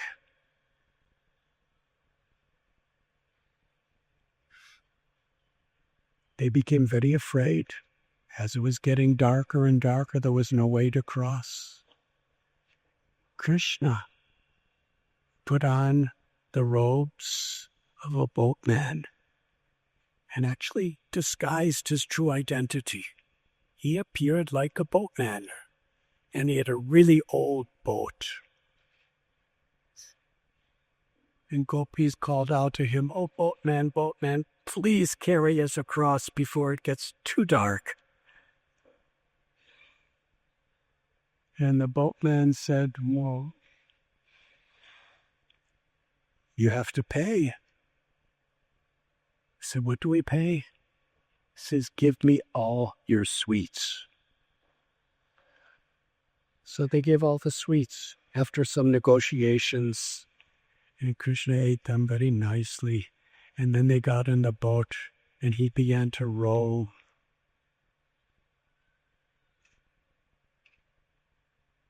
Krishna said, this is very hard work. I'm becoming very hungry. Please give me the yogurt and the butter and the ghee. And he started eating that. And then he was rowing. And he said, "I ate too much. Because I overate, I can't continue rowing. I have to lay down." And then he lay down. And he said, This hard work is very difficult. My limbs are aching. Please massage me.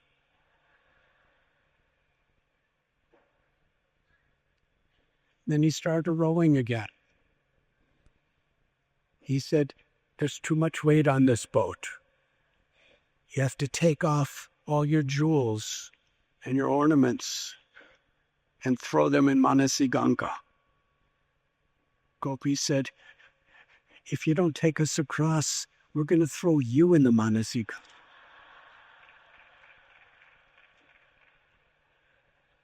So he began to row. And he rowed, and now they were way in the middle of the lake. And by Krishna's own will, very dark, ominous clouds began to form in the sky. There was lightning bolts and rumbling thunder. And then Krishna secretly, they didn't see what was happening. He was rocking the boat himself. He was rocking it in such a way that more and more water was getting in it. The boat's filling with water. It's rocking. There's thunder. There's lightning. And Sri Radharani put her arms around him. Oh, boatman, please save us. But when she put his arms around him, by Krishna's Yogamaya potency he attracted, she found his flute. His flute was tied to his waist. And when Krishna was discovered, he immediately manifested his his role as a cowherd boy with a turban and a peacock feather.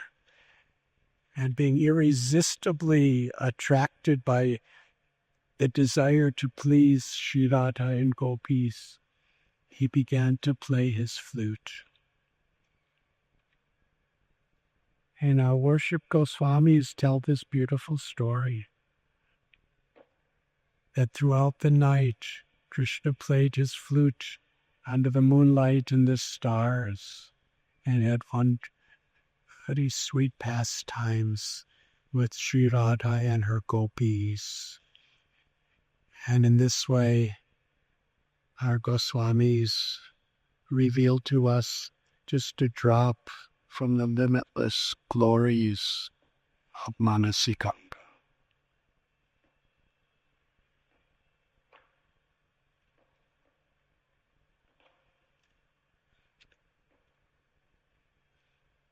On the banks of Manasi Ganga, there's a little hill. And after Lord Chaitanya Mahaprabhu bathed in that hill, bathed in the lake, he climbed that hill to have the darshan of the ancient deity of Haridev. The history is in Govardhan, the Basant Rasleela takes place. In Vrindavan, the Saradiya Rasa Lila, where Krishna performs Rasa Lila with gopis in the autumn.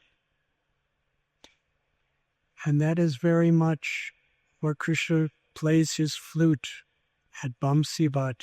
He calls so many gopis.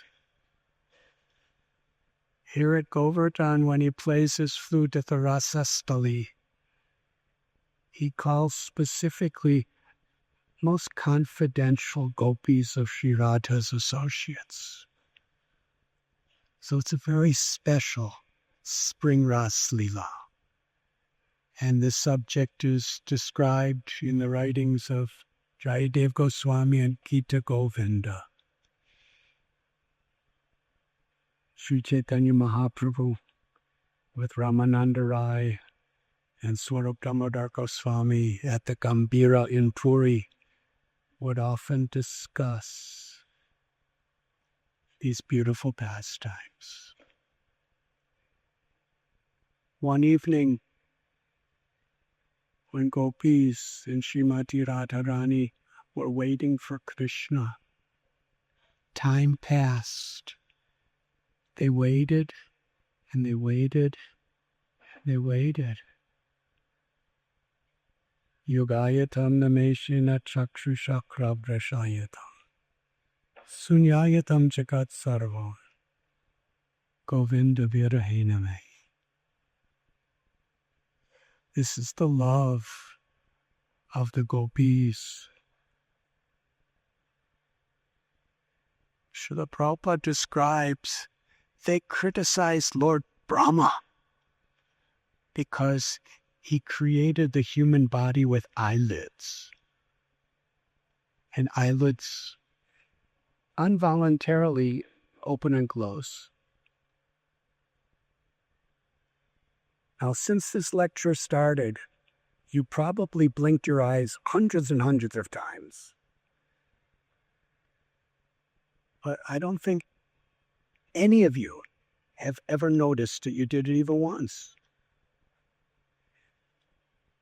Unless you really focus on it, meditating. Lord Chaitanya talks, Nimesh, that the amount of time that the eyelid involuntarily, the upper and lower eyelid touch each other is 1/12 of a second. And the gopis, during that time, they're not able to see Krishna during that moment. They criticize Brahma for creating such defective eyes. Defective because for them, the only value of anything is to the extent it pleases Krishna. And Krishna's pleased when we're absorbed in loving service to Krishna. So Radharani and gopis, they're waiting for Krishna to offer their entire being for Krishna's pleasure for the Vasant Rasleela. And Krishna was not there. They waited, they waited, they waited. In great desperation, they began to call out a name of Krishna, Haridev. They were crying out together. It was Prema Sankirtan. It was a loving kirtan. Just like we read in the 10th canto, when Krishna disappeared from the Rasleela in Vrindavan on bank of Yamuna, they chanted the Gaudpi Gita. They all chanted in this beautiful Prem Sankirtan together, and Krishna appeared. So on the bank of Manasi Ganga, they were crying out in kirtan together, Haridev, Haridev, Haridev. Suddenly, Krishna appeared in the form of a deity that was 7 years old in age, and with his left hand was raised to hold the Govardhan hill.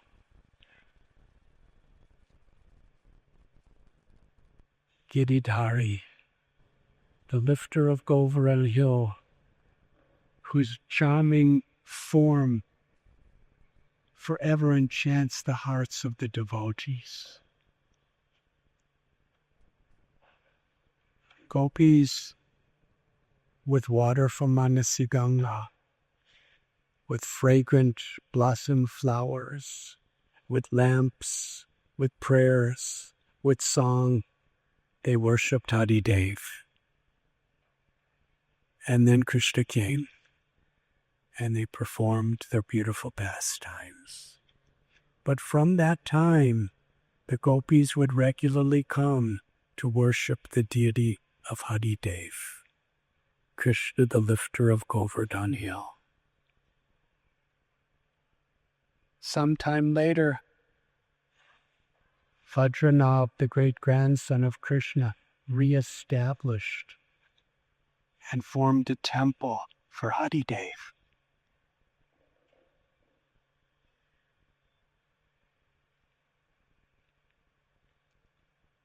When Lord Chaitanya came, remembering these sweetest of sweet pastimes, in Jagannath Puri, Lord Chaitanya, in the mood of Sri Radha, was dancing before Jagannath in Rath Yatra, and they had such a reciprocation. In the mood of Sri Radha, Lord Chaitanya was with his supreme love, with her supreme love, dancing and singing before Haridev. Golokera Premadana Harinam Sankirtana. In the spiritual world of Goloka, the congregational chanting of the holy names and dancing in pure love is an eternal, ever-existing pastime. Sri Chaitanya Mahaprabhu, when he appeared, Radha Bhavaduti Suvalitam Nomi Krishna Swara Surupam, he came with many of his most confidential associates from Goloka. He manifested Goloka Vrindavan in the form of Navadvip, none different than Vrindavan. And he also brought with him his eternal, supreme loving pastime of Sankirtan. Kali Kale Namrupe Krishnavatar. Shri Radharani and Krishna have descended, incarnated with their full opulences, with their full sweetness, with their full mercy and love in their holy names. Nayanan Kalera Shrudaraya. Sri Chaitanya Mahaprabhu prayed in this way. So Lord Chaitanya Mahaprabhu, in great ecstasy, just beside Giriraj, Govardhan Hill, at Manasi Ganga, he was dancing before Haridev. It was such an ecstatic pastime that Brijabasis from so many villages all around came just to see the beautiful golden form of Mahaprabhu singing and dancing. And the pujaris of the Haridev deity, they welcomed, they honored, they offered gifts and prasad to Lord Chaitanya. And then Sri Chaitanya Mahaprabhu, he went to Brahmakund. Brahmakund is the place where, after Indra was defeated by Krishna, he wanted to perform an abhishek and coronate Krishna as the supreme god of all gods. And that took place at Govindakund. But various divine personalities were invited to come to participate, and Lord Brahma was going to be the head priest for the coronation of Krishna as Govinda. And Brahma brought divine celestial waters and kept them in what is now called Brahmakund. Sri Chaitanya Mahaprabhu, after dancing with Haridev, he bathed in Brahmakund. His assistant Balabhadra Bhattacharya cooked lunch prasad for him there. Lord Chaitanya Mahaprabhu had prasad. He rested there. And then he returned to Haridev, where he spent the whole night. And then performed Govardhan Parikrama. at Manasi Ganga is the temple of Chakaleshwar Mahadev.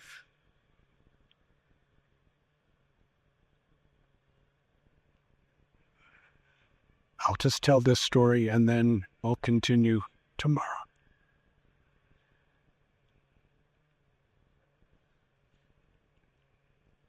During the time of the Govardhan Puja and what happened after the storms of Indra, Krishna lifted Govardhan hill, Haridev, the little finger of his left hand, and for 7 days and 7 nights, he engaged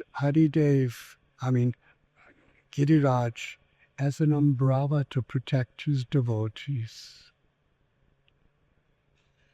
and manifested his supreme loving mercy upon every devotee of Vrindavan continuously. So many different personalities were trying to help. We read that the cowherd men, Nanda Maharaj and the elder cowherd men, when they saw sometimes Krishna would tremble due to ecstatic feelings, Govardhan trembled. And they were thinking it was becoming too heavy for Krishna. So they took their cowherd sticks and they pushed it up against the hill in order to help Krishna. And they were thinking it's because we're helping him that he could hold up Govardhan hill. And the younger cowherd boys, they could see that Krishna was holding up Govardhan hill and they wanted to help him. So they were empowering Krishna by telling so many jokes and sharing so many stories and laughing and the cowherd boys were thinking, because we're making Krishna laugh and we're making him so happy, we're empowering him to hold up Govardhan hill. And Yashoda Mai, she saw Krishna sometimes trembling, and as a mother, how is it possible my little boy is holding up this massive mountain? He must be so tired, and he's not eating anything. So she was bringing cakes and delicious prasad and having Subal and other cowherd boys put it in Krishna's mouth. And Yashoda Mai was thinking, because I'm feeding him, I'm helping him hold up Govardhan hill. And gopis, the young gopis, they were glancing upon Krishna. And all the gopis, they were convinced, because Srimati Radharani is glancing upon Krishna, the power of her glance is enabling Krishna to hold up Govardhan hill. And what is that glance? Her unmotivated, uninterrupted, supreme, all-powerful love, and the sweetness of her love. So everyone was helping. The Sudarshan Chakra, the personal weapon of Lord Narayan, he wanted to help. So he came down, and as Krishna was holding Govardhan hill, and torrents of massive rains of destruction were pouring down, he didn't want even a single drop to get under the hill where Krishna and the Brijabasis were. So he was whirling around and drying up any drops of water that could possibly come under the hill for 7 days and 7 nights. And after the rains subsided, Krishna placed Govardhan hill back onto the ground. And Sudarshan, this great devotee of Vishnu, he surrendered to Gopal. He said, I have been your associate forever, but I have never experienced such loving pastimes as what I witness with you and the Brijabasis under Govardhan Hill. Please give me a place to reside here forever. And Gopal, reciprocating with the love of Sudarshan, he gave him a place to reside in Vrindavan forever. And that place is called Chakratirtha. And at Chakratirtha, Vajranabh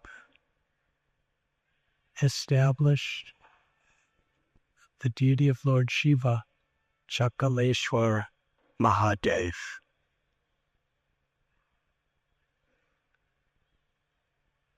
It became a bhajan kutir for Srila Sonatan Goswami.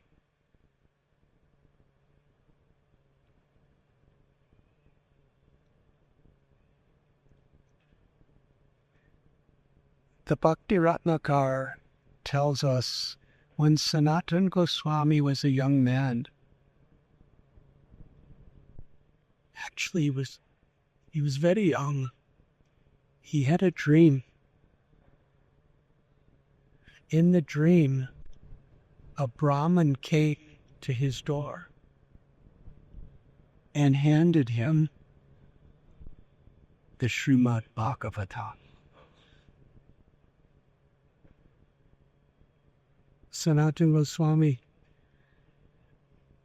was so excited, so grateful, so filled with love. Just touching the Srimad Bhagavatam absolutely thrilled him with love for Krishna. Suddenly he woke up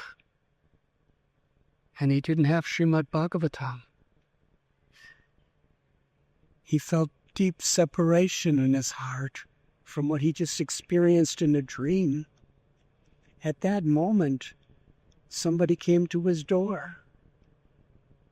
It was the same Brahman as the dream. And he handed Sonatan Goswami the Srimad Bhagavatam. And from that day, the Srimad Bhagavatam became the life, the soul, the everything of Sonatan Goswami. He dedicated his life as the greatest, most precious treasure to study the Srimad Bhagavatam, to remember these beautiful narrations and stories, to share them with others. His life became a life of study of Srimad Bhagavatam.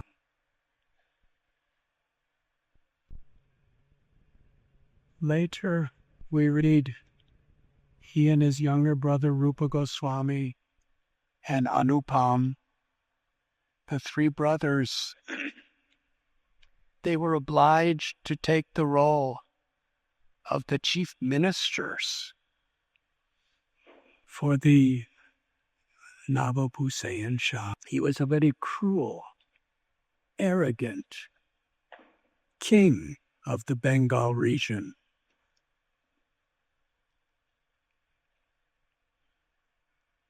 But in order to protect the Hindu community, they took this role.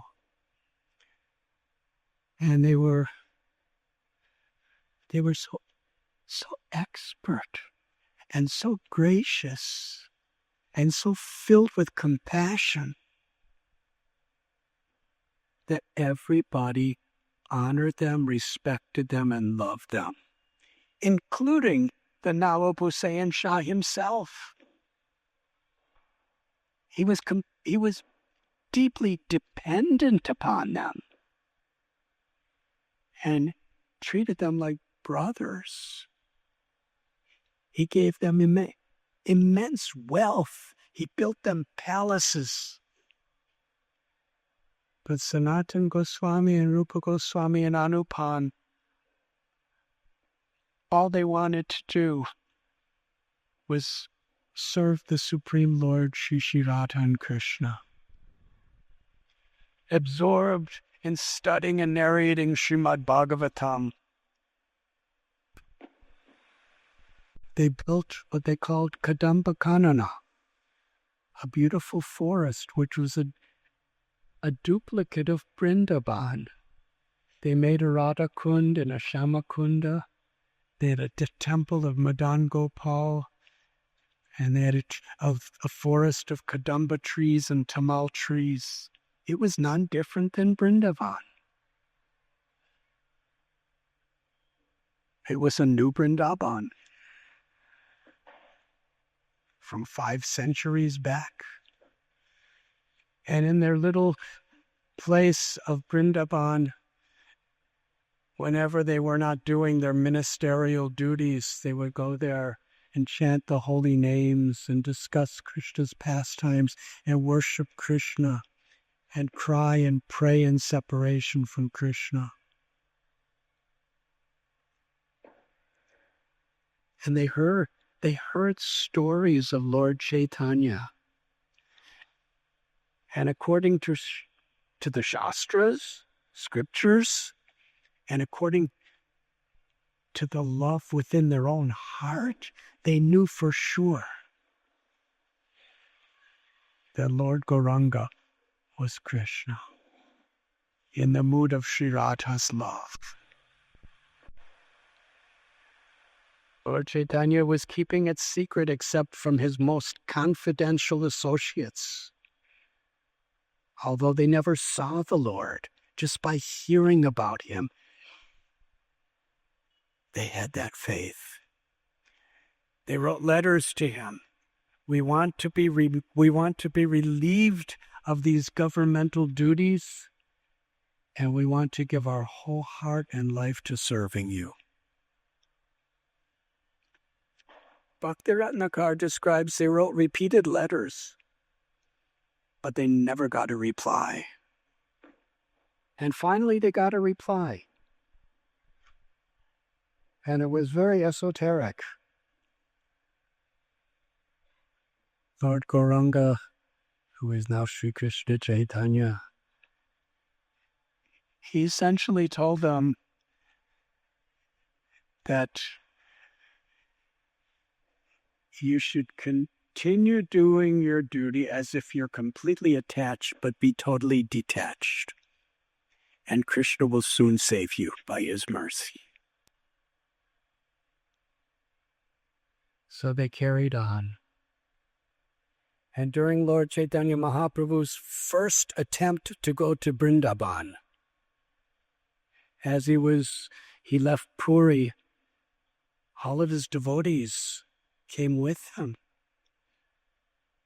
Except Gadadhar Pandit, Lord Chaitanya told him, you are a pujari of Tota Gopinath, you must stay and worship the deity. Sri Chaitanya Mahaprabhu took this deity worship seva very, very seriously. Because for Mahaprabhu, the deity is Krishna, the deity is Sri Radha. And they're fully manifested according to our devotion.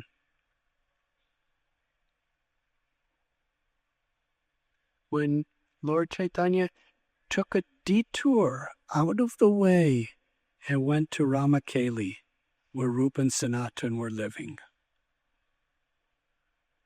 And when they came, there were millions of devotees from all the villages and all the towns that joined his kirtan.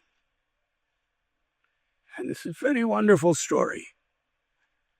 The Nawab Hussain Shah outlawed any public demonstration of Hindu religion. And anyone who dared to do any puja or anything outside of their homes in secret, he would plunder them, he would punish them, he would imprison them. And here's Lord Chaitanya dancing in the middle of the street of the capital of the Nawab Hussain Shah in Ramkeli, with millions of people loudly calling out the holy names.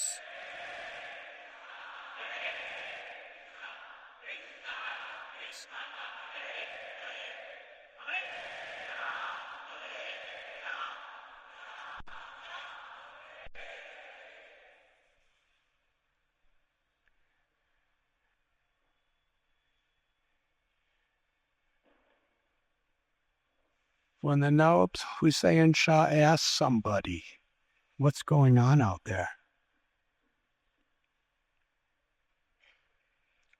One devotee, or one person, some of his servants, they said, there's this saint, a Hindu saint. He's a beautiful golden complexion. His arms are so long they extend below his knees. His eyes are like fully blossomed lotus flowers that practically come to his ears. And he's so beautiful. His nose is like a sesame flower. His lips are like the bimba fruit. And he's roaring out the holy names and he's dancing. And I cannot tell you how many tears are pouring from his eyes. It's like the Ganga constantly flowing. And everybody's crying and everybody's chanting. And I've never seen anything like this. So he called Akeshava Khan, who was one of his ministers, who was a devotee. He said, who is this person out there? And Keshava Khan knew he was Lord Chaitanya. And he didn't want the Nawab Hussain Shah to send the militaries, because what he was doing was totally against the law. He said, don't listen to all this rumors and gossip. He's just an ordinary beggar who's just coming, and don't pay attention to him. And then Nawab Hussain Shah said, how dare you commit such an offense? He's the supreme personality of God, and he's the absolute truth. He is my beloved Lord Allah. He's come in this form. In order for me to get anybody to follow me, I either have to punish them or I don't. If they don't, or I have to pay them. But he has all these people surrendering their lives completely to him, and he's not giving them anything. It's just his beauty. It's just his mercy. He's God. How dare you call him an ordinary beggar? I declare he could do anything he wants. But Rupa and Sanatan sent a message to Lord Chaitanya that he could change his mind any time. But Lord Chaitanya was dancing so ecstatically, they had them for hours and hours and hours and days. Nobody could give them the message. But then Nityananda Prabhu somehow got Lord Chaitanya to stop the kirtan. And in the middle of the night, Rupa Goswami, Sonatan Goswami, Anupam, they secretly, incognito, they went to Lord Chaitanya and they surrendered their hearts, they surrendered their lives, and their prayers of the deepest, most genuine and pure love and humility. Sometimes Lord Chaitanya would say to Sanatan and Rupa, your humility is breaking my heart. What does it mean to break the heart of Krishna? Krishna's heart is the reservoir of all love, and Lord Chaitanya's heart is Srimati Radharani's heart. Her infinite love is there. It is described that the Pancha Tattva, they broke open the storehouse of Prema Bhakti and they tasted the nectar and distributed it.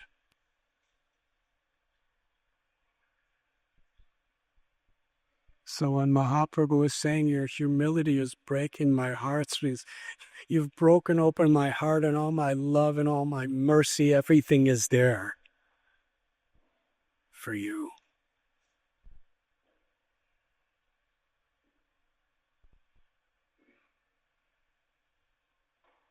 Sri Chaitanya Mahaprabhu, it was his plan that Rupa and Sanatan come to Vrindavan to establish Vrindavan as a holy place. And it is by their mercy, Lord Chaitanya's mercy coming through the 6 Goswamis, that all of our acharyas They all took shelter here in Vrindavan and Navadvip and Puri. And Srila Prabhupada opened the doors of Vrindavan to the whole world.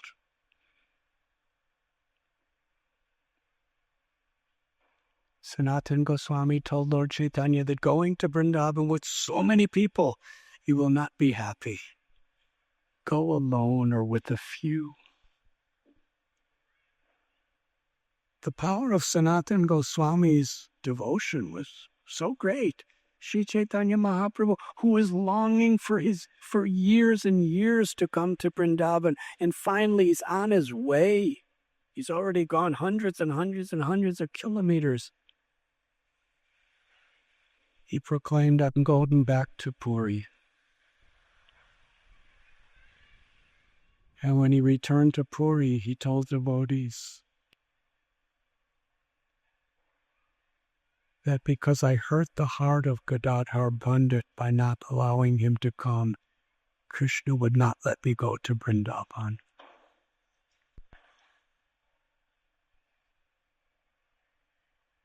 If you hurt the hearts of devotees unnecessarily, even if you're here, you cannot really experience Vrindavan.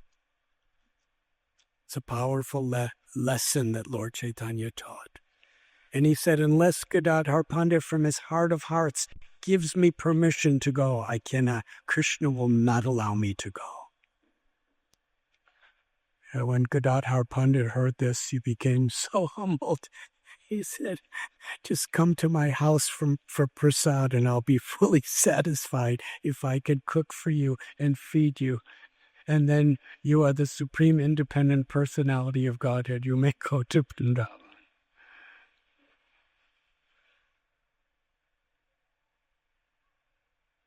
On his next journey he went to Vrindavan, and on his way back to Puri, after 2 months here, he met Sonatan Goswami at Varanasi. Such historical event. He spoke for 2 months, for 60 days, throughout the day, every day. And I just heard a talk today in a Nectar of Devotion class where Srila Prabhupada describes at Prayag, Lord Chaitanya taught Rupa Goswami for 10 days. In Varanasi, he taught Sanatana Goswami for 2 months. And from here, he sent them to Vrindavan. And with the teachings and the mercy and the grace they received from Sri Chaitanya Mahaprabhu, they have established our sampradaya. They have given us the books, they have given us the example of their life, and they have revealed the holy Dham of Sri Praja.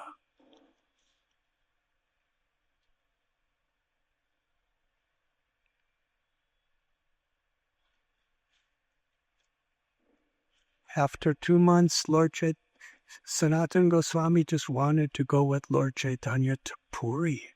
Oh, Isra, how could you give up the association of Sri Chaitanya Mahaprabhu? Rupa Goswami, by his own experience, realization, and knowledge, he revealed that Sri Chaitanya Mahaprabhu is more munificent than even Krishna.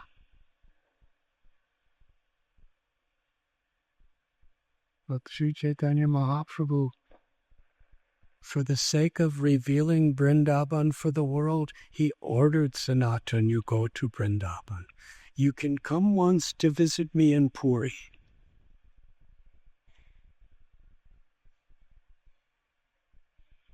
And Rupa and Sanatan, on separate occasions, they both came to Vrindavan, they visited Puri, and then they came here to live the rest of their lives. The Bhakti Raktakar describes Sanatan Goswami was roaming through the 12 forests, and when he was living in Mahaban, on the bank of Yamuna, he saw children playing. And there was one particular child that was playing with the little Brijabasi children, the villagers. And he charmed his heart in such a way he was enchanting. And the little child ran away, and Sanatan followed him. And he entered into a temple, and Sanatan went into the temple, and there was no one there. It was just the deity of Madan Gopal. And Sanatan Goswami understood that Madan Gopal was taking a little form just so he could play with the Brijabasi village children in Gokul. Later, of course, we know that Madan Gopal, who was discovered by Advaitacharya, he was residing in a home in Mathura, and that Brahman, under Madan Gopal's direction, gifted the deity to Sanatan Goswami, who was living in Vrindavan at the Dwadas Aditya Til near the bank of Yamuna. And we have heard the beautiful story of how Sanatan Goswami was worshipping him under a tree and offering him the very best he had. And Madan Gopal, just under a tree in all seasons, was completely happy just being in the association of Srila Sanatan Goswami. And later, a wealthy man came and became his disciple and built the first major temple in Vrindavan, Shri Radha Madan Mohan. After some years, he entrusted the deity worship to his disciples, and he wandered through Vrindavan. And there are many stories, but I'd like to end tonight's narration with just a couple. Sanatan Goswami went to Nandagram. And there, at that time, Nandagam was very, very remote. And he lived on the banks of Pavan Sarovar. It was a very secluded forest. There was hardly anyone around. It was considered a dangerous forest. Sanatan Goswami, being at Pavan Sarovar, this is the place in Krishna's eternal Lila that Nanda Maharaj and the cowherd men, they bring Krishna and Balaram to take their baths every day in the morning. It's the place where Krishna and Balaram bring their cows for drinking water. It's the place where Yashoda Mai arranges for Srimati Radharani and her Sakis to cook breakfast every day on the banks of Pavan Sarovar. Our Vedic Vaishnav literature has described so many beautiful pastimes of Radha Gopinath in Pavan Sarovar. Sanatan Goswami was living alone there. He was so absorbed in remembering the pastimes of Radha Gopinath, he practically never ate. Maybe for an hour or so a day he would sleep on the ground. One day, a very beautiful cowherd boy from the village came to Pavan Sarovar with a pot of milk. And he approached Sanatan. He said, "Nobody knows you're here. This is a very dangerous forest. And you don't have any place to live. You're just sleeping on the cold ground.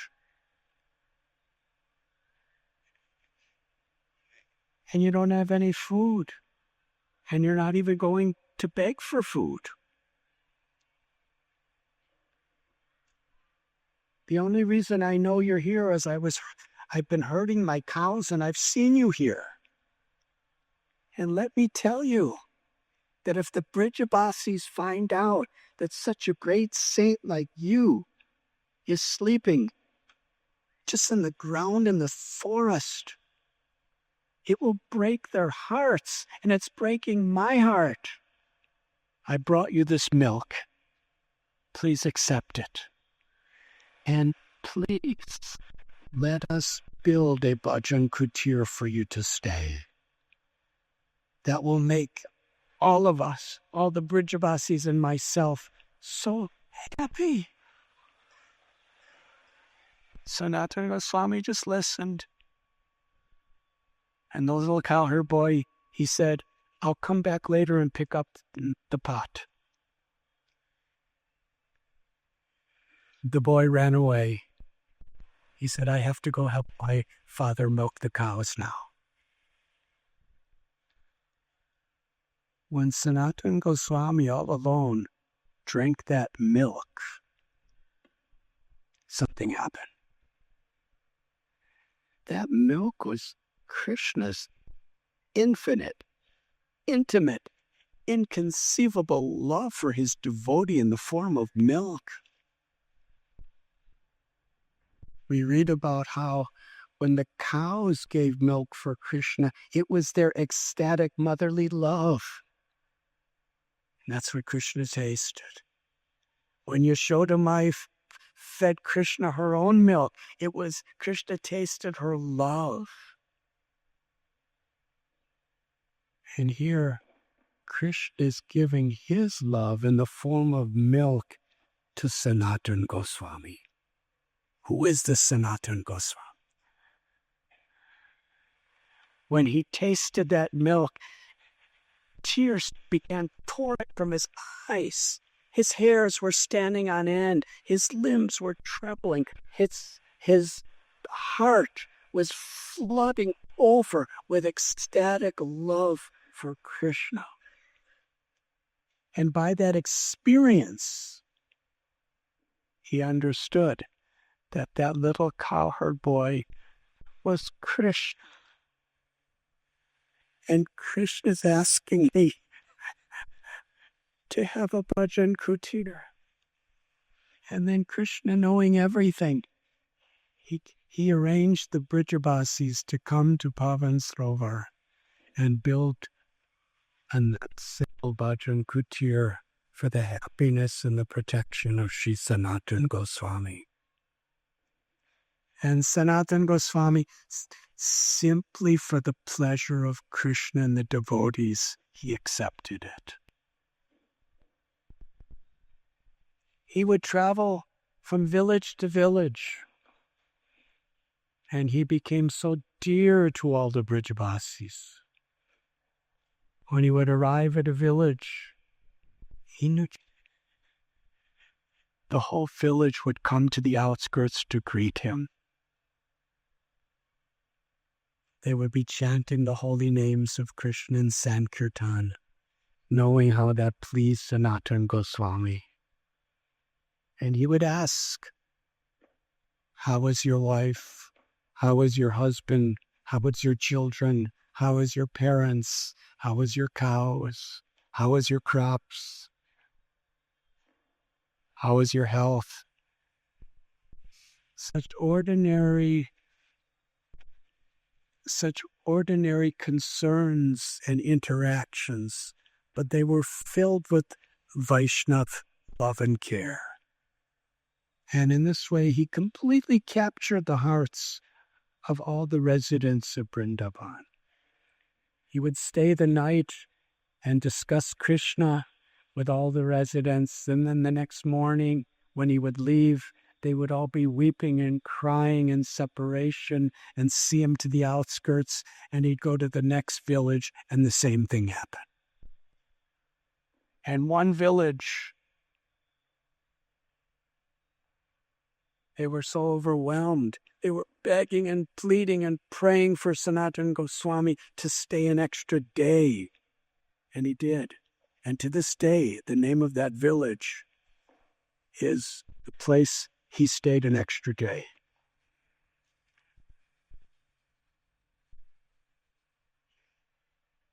He came to make his residence at Chakaleshwar Mahadev, at Manasi Ganga, at Govardhan.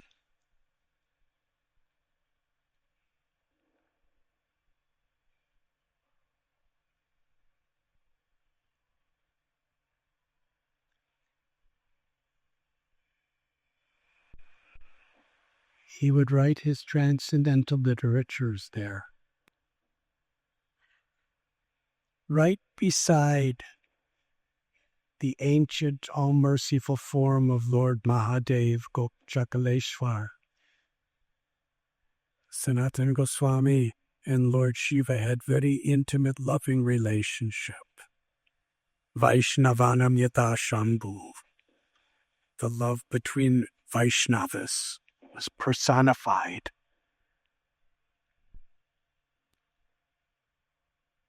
He would take one leaf at a time and put in a little fire to give enough light so he could continue writing his books, etching on palm leaves, letter after letter. At one time, there were huge blood-sucking mosquitoes that were tormenting him continuously throughout the night. And Sonatan Goswami was willing to tolerate anything, anytime, but it was compromising his writing and his bhajan. So he decided to leave. When Chakaleshwar Mahadev understood that Sonatan Goswami was about to leave that place, the great Mahadev, he summoned the demigod who oversees all insects.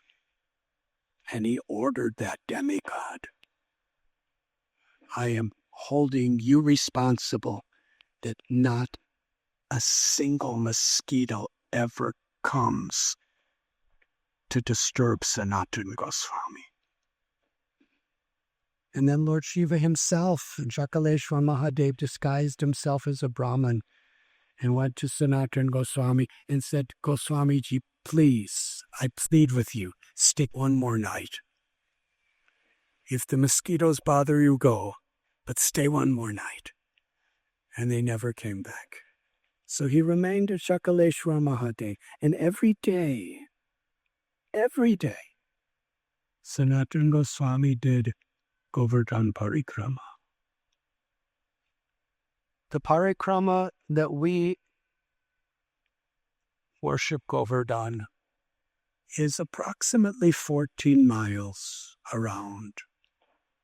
Sonatan Goswami would do the extended Parikrama, which includes places like Paita and Chandra Sarovar, and it's 24 miles. He did that parikrama every day, completely absorbed in remembering Krishna's wonderful pastimes in each place. As a servant of Srimati Radharani, he was constantly immersed in chanting the holy names of the Lord.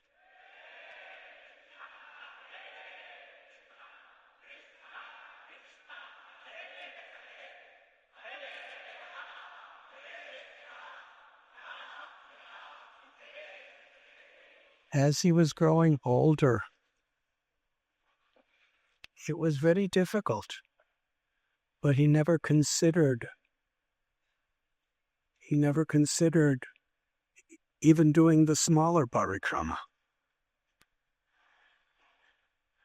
But it was paining the heart of Govardhan Krishna to see him struggling so much every day.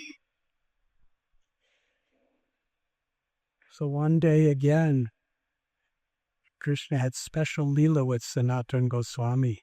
He disguised himself as a village cowherd boy. And by his Yogamaya potency, Sonatan Goswami could not detect it. The little boy came to Sonatan Goswami and said, Goswamiji, you are very old. You are struggling so hard to do this parikrama. You don't have to do it anymore.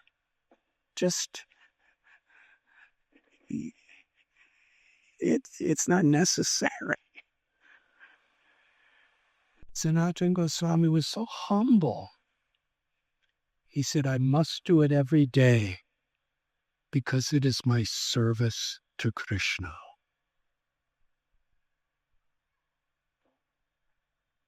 The little cowherd boy, he climbed to the top of Govardhan Hill and stood in his threefold bending form and played a flute.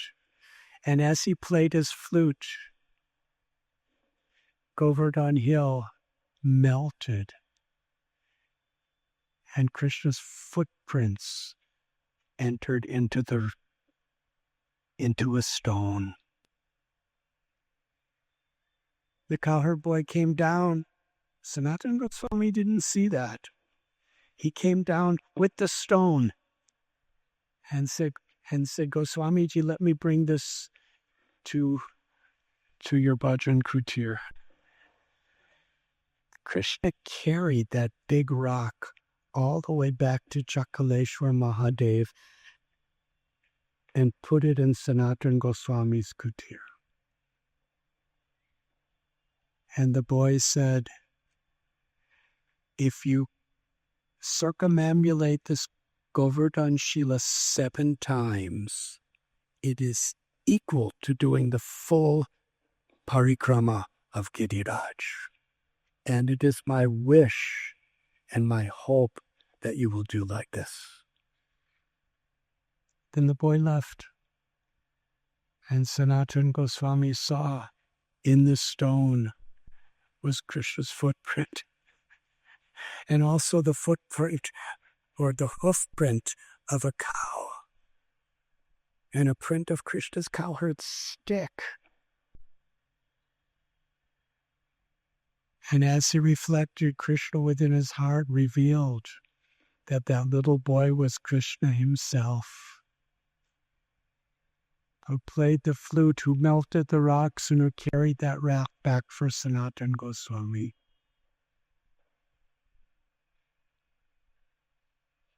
In his old age, every day the Brijavasis would come to meet him. He would bathe in Manasi Ganga and perform his puja, perform his worship. And one day, on the full moon, the Brijavasis came to offer their honor and worship to Sonatan Goswami, who they all considered his guru, their guru. And Sonatan Goswami was sitting silently, and they waited, and waited, and they waited. And when they looked closer,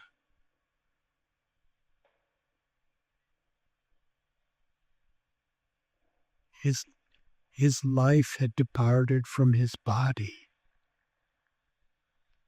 Sonatan Goswami had disappeared from this material world. The Brijavasis were beside themselves in grief. They all came together And all the 6 Goswamis, the 5 other Goswamis, and all the other Goswamis, they all came here to Chakaleshwar Mahadev to offer their worship and honor and the last rites of Sonatan Goswami. His body was brought back to Vrindavan besides Madan Mohan temple. But in honor of Sonatan Goswami, all the Goswamis and all the Brijabasi throughout Brajdown, they performed Govardhan Parikrama because it is so dear to Sonatan Goswami. And the day of his disappearance is the Guru Purnima. Guru Purnima is the day that devotees and those who are followers of Sanatan Dharma worship their Guru, Vyasadev, the original Guru. But for the Brijabasis, Sonatan Goswami was their Guru. And to this day, as far as I understand, more people than even Govardhan Puja, the Brijabasis perform Govardhan Parikrama on the Guru Purnima in honor of worshipping Srila Sanatan Goswami.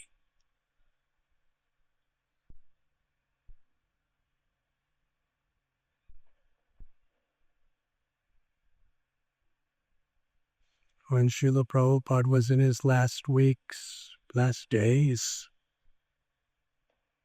he couldn't even sit up. His body was so frail. In that spirit of Sanatan Goswami, he asked the devotees to bring him on a bullock to perform the parikrama of Sri Giriraj Govardhan.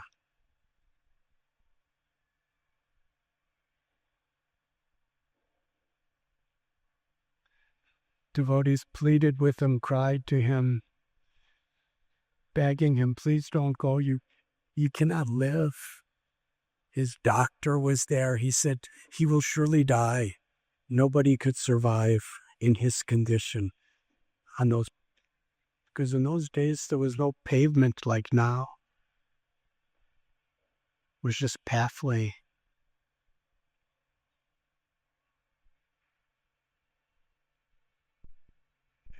And Srila Prabhupada's beloved god brother, Srila Krishnadas Kaviraj Goswami, Srila Krishnadas Babaji Maharaj, seeing the emotions of the devotees, he appealed to Srila Prabhupada. And this is very important.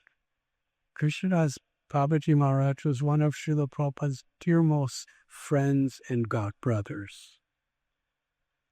And many devotees, Shrutikirti Prabhu, Malati Devi, you may have witnessed the spontaneous, intimate, loving relationship they had with each other.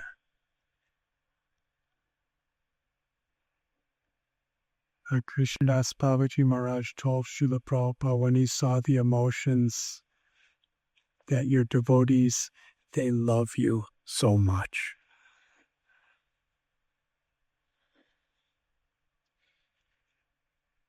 And on the basis of the love of the devotees, Srila Prabhupada,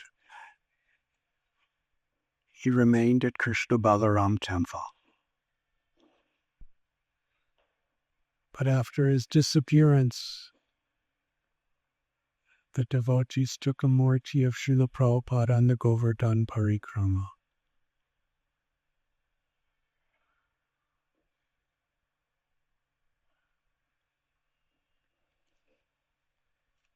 I'm sorry I went over time. I really didn't intend to.